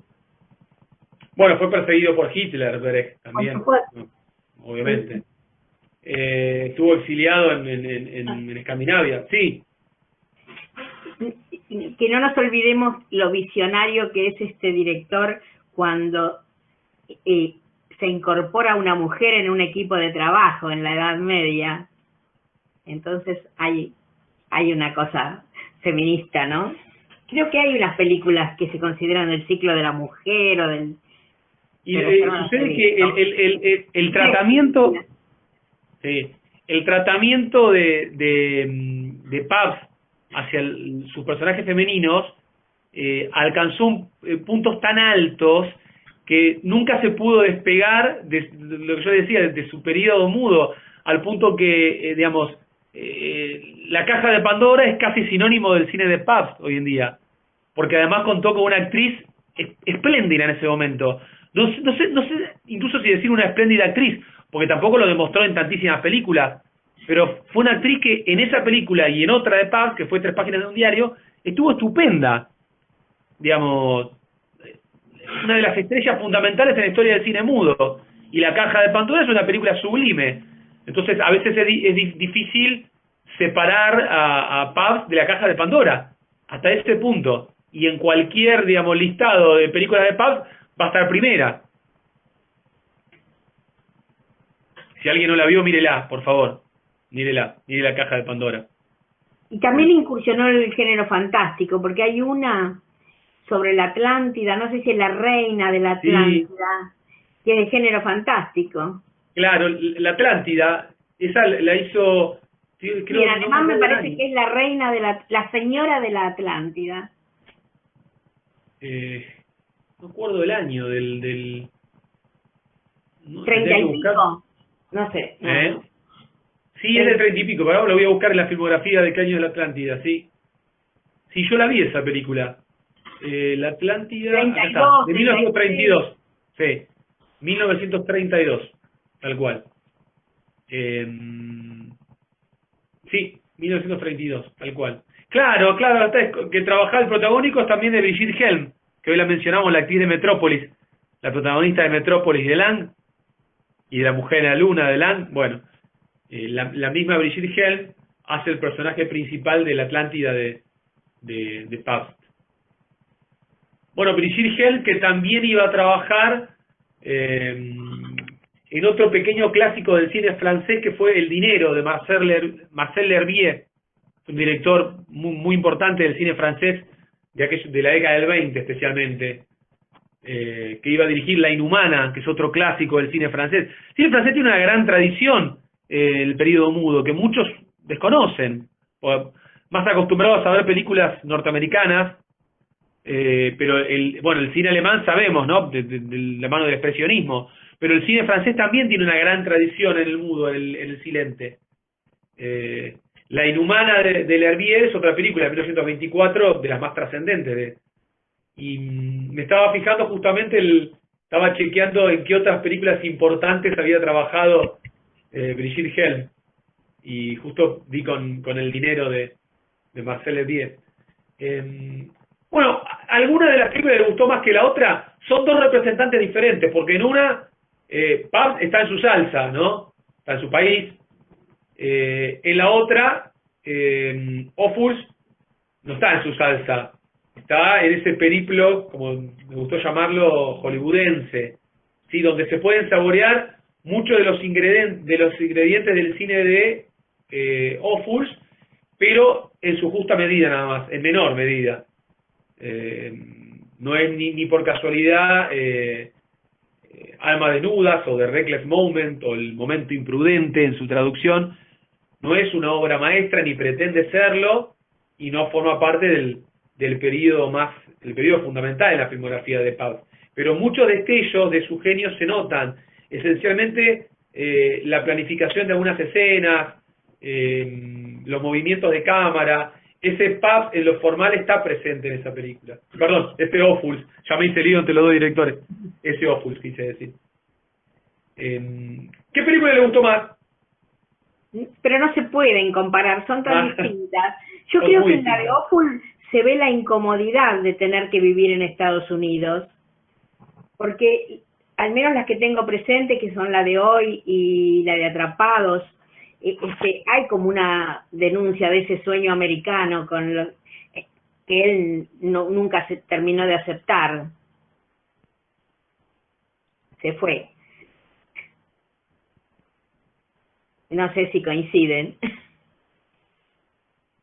Acá estoy, no, sí, coincido. Te estaba escuchando, lo que pasa es que me vino de la cama, estaba ajustando la cámara. Digo, que la mujer de Atrapados, por ejemplo, que es esa modelo que busca el ascenso social y se casa con un millonario, y esta señora de la que se enamora James Mason también es una ama de casa típica que ha cumplido el sueño americano, con un marido que no está nunca, pero es proveedor, pero que tiene que ser una mujer fuerte y salir adelante como pueda. Creo que él no se adaptó nunca a vivir en esta sociedad. Hay algo que nadie comentó sobre la película, y es esa sorpresa que nos depara transcurrido ya un tercio de film, cuando recién aparece el personaje de James Mason, pero James Mason no es el marido, que era lo que todos nos esperábamos, ¿no?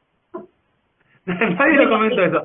En Atrapados pasa igual, ella se casa con Robert Ryan, que hace un papel extraordinario, y después al último aparece el médico, que va a ser, es el mismo esquema. Pero James Mason, la mayoría de su carrera, él hizo personajes antihéroes. ¿Sí? ¿Vos te parece? Lo tuvieron bastante tiempo encasillado en esa cosa del villano, ¿no? Vos sabés que yo no me lo imagino haciendo todo lo contrario, me lo imagino a James Mason. Hizo de villano, sí. ¿Sabés que yo leí que tenía una voz que daba el villano y que los directores lo llamaban siempre para villano, pero después tuvo una presencia tan importante que pasó a ser el héroe? No, por eso, digo en alguna parte de su carrera, ¿no? En todas porque yo lo recuerdo, sí, en personajes de abogado, de la película Lolita, que es impresionante. Y a mí lo que dijiste de la voz fue lo que me llamó la atención cuando comienza esta película, cuando él aparece, mejor dicho, esta dicción tan perfecta y además ese tono de voz bajo, suave, tan diferente a las voces yankees.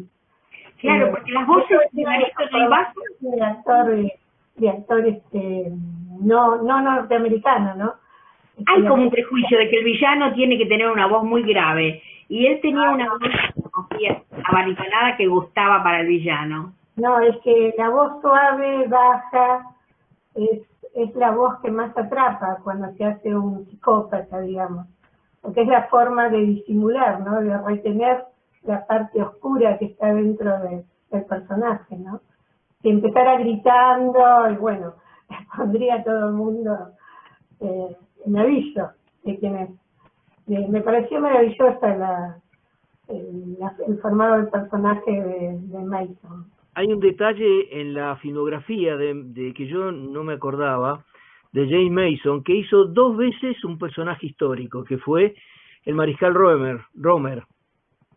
En una se llamó Ratas del Desierto, de Robert Wise, sí. Y después también trabajó ¿El león? No, se me... El zorro del desierto. Una fue Rata del Desierto. Y la otra el zorro. De Hathaway, claro. Sí, tal cual, sí. Y claro, que esa es la más conocida, de hecho. Esa es la más conocida, sí. Donde Kurt Jürgen también y no sé qué otro artista. Y la mujer es, como es la actriz de Conduciendo a Miss Daisy, hace la mujer de James Mason. Ah, la señora mayor de nuestros días. Claro. Bueno, ya falleció. ¿Cómo sí. es el nombre de la actriz? ¿Lo tenés por ahí que se me fue? No me acuerdo.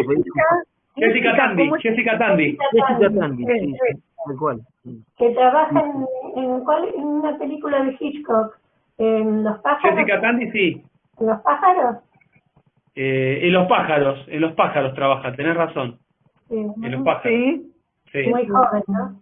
Yo lo que rescato de la filmografía porque lo viví en mi casi infancia y adolescencia, son las películas de aventura de James Mason, ¿no? A mí me marcó mucho porque había leído el libro de Julio Verne, 20.000 leguas de viaje submarino, que cuando la dan a veces en los canales de películas retro, siempre trato de verla, ¿no? Y El prisionero de Senda, seguro. El prisionero de Senda, que hacía de Rupert Henshaw. Sí. Claro. Pero vos sabés que a mí siempre me gustó más la versión de Ronald Colman, con Ronald Colman. La que hablamos el otro día, sí. Claro, la hablamos el otro día. Tal cual. Quiero hacer una pregunta, no tiene que ver con estas películas, sino con todas. ¿Dónde se pueden ver estas películas fácilmente? Películas así, en blanco y negro. No vas a contar una respuesta para eso, Susana, porque hay multitud de lugares. No vas a contar todo en un lugar. Lo que podés encontrar son algunas películas en algunos lugares, otras en otros. Internet es muy grande, digamos, el espectro que cubre, ¿viste? Desde el punto de vista legal, digamos, lo puedes encontrar muchas en YouTube. De hecho, yo estas dos películas que propuso Juani, no las pude bajar del link de Juani, realmente. Entonces las busqué en YouTube y, oh sorpresa, las encontré las dos subtituladas, porque a mí no me gusta mucho YouTube, porque si no te registras te manda en un español muy básico y que a mí y es horrendo. Pero estas dos las vi subtituladas. Claro, yo a veces he buscado y las veo en español, no las veo. Qué raro, ¿no te funcionaron los enlaces, Gustavo? No sé, yo no estoy en Bahía Blanca en este momento, tal vez puede haber sido eso, pero las encontré, porque me puse un poco ansioso con este tema, y las encontré subtituladas y con una muy buena versión, creo que restaurada, en YouTube. De hecho, no puedo encontrar una versión sin tener que pagar en YouTube de ver El bueno, el malo y el feo. Y está en un español horrible. Bueno, si te gusta el cine de aventuras, me quedé pensando, habrás visto también El Príncipe Valiente, ahí también trabajaba James Mason. Con Robert Wagner, sí. Con Robert Wagner y Janet Leigh. ¿Cómo no? Sí. Y con guión de Dudley Nichols, que fue el guionista de La Diligencia de Ford. Ajá, sí, no lo sabía, sí. Bueno, Los Niños del Brasil también trabajó James Mason, un James Mason ya más venido en edad. Claro, con Gregory Peck y Laurence Olivier. Claro, junto a Laurence Olivier y Gregory Peck, sí, tal cual. Sí, digamos, la filmografía de Mason es más que respetable. A mí me gusta mucho, me parece que Mason da incluso, no solo por su actuación, sino por su physique du rôle, podríamos decir, para hacer personajes desesperados. El personaje de Larga es la noche es perfecto para él, no lo podría haber hecho ningún otro actor. Y el de Lolita también, porque Humbert, que es malvado y un perverso, también es un gran desesperado. En el final, sobre todo las últimas secuencias, es un gran desesperado. Me parece que también está perfecto ese rol. ¿Cuál dijiste que se me escapó el nombre de la última película que mencionaste, Noemí? Lolita. Ah, Lolita, sí. Lolita de Kubrick, sí. Sí, antes se habló de Larga la noche. Juanito. Antes mencionó Larga la Noche, Gustavo. Y te hice una deuda, ya la voy a buscar. Sí, mirá, y a mí me vino a la mente Ahora vamos, Silvia, ¿me aguantás un segundito? Sí, dale. Sí, yo lo que decía era que me vino a la mente, ahora que, bueno, yo había mencionado hoy Larga la Noche, porque fue una película que presenté cuando la pasaron ¿hace cuánto fue? Hace 2 o 3 años en la Universidad del Sur.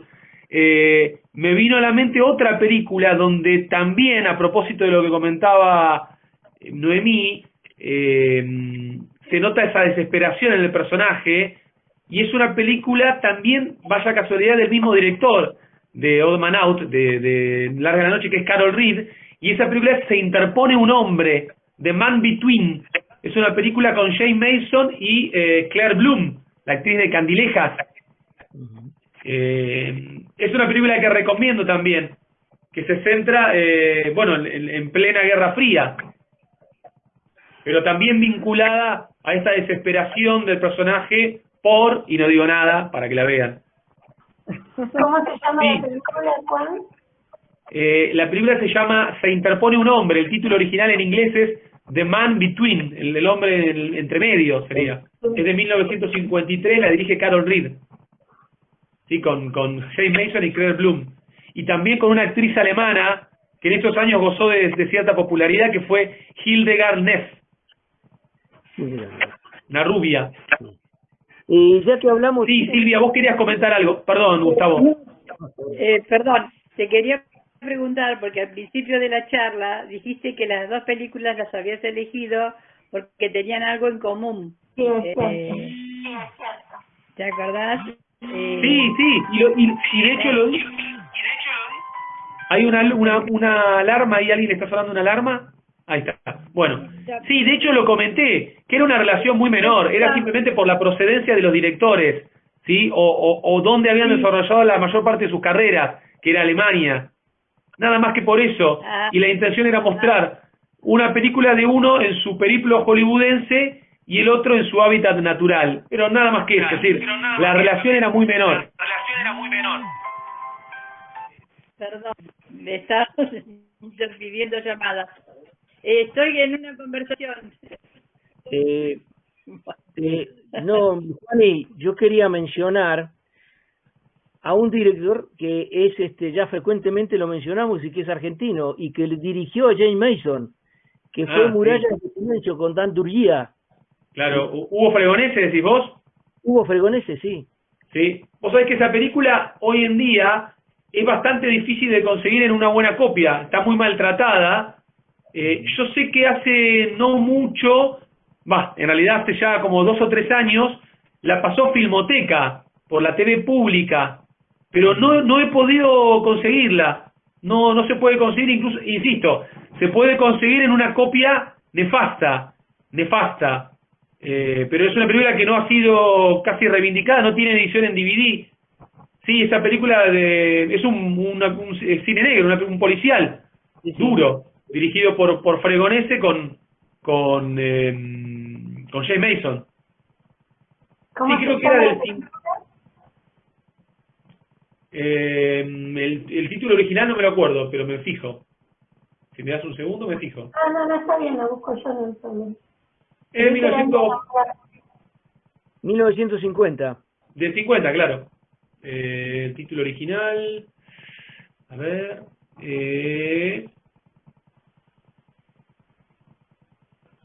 One Way Street, ese es el título original.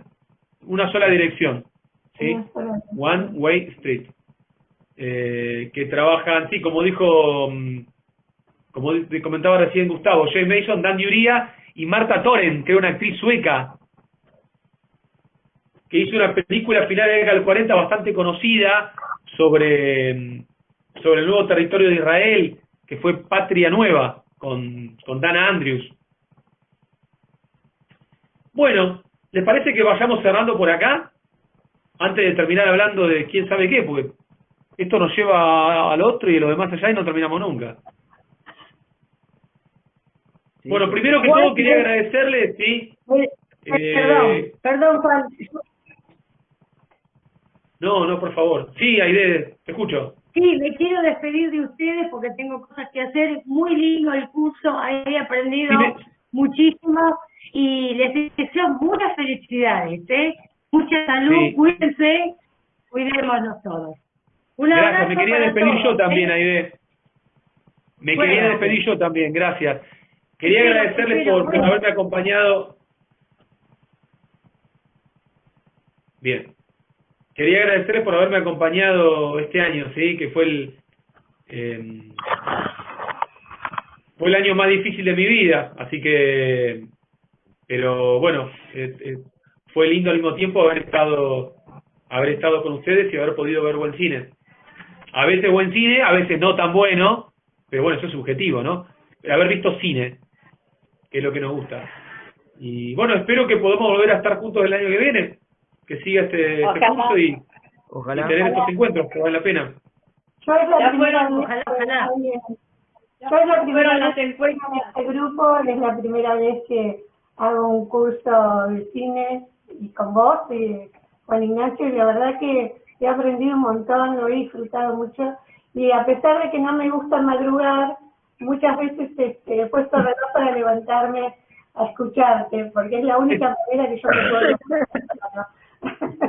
Si hubiera sido más tarde, me hubiera sido más fácil. Pero, Bueno, ahora tienen para dormir, tenemos para dormir los sábados más tiempo, ya no hay problema. Eso es lo bueno. Es lindo levantarse para disfrutar lo que nos gusta a todos.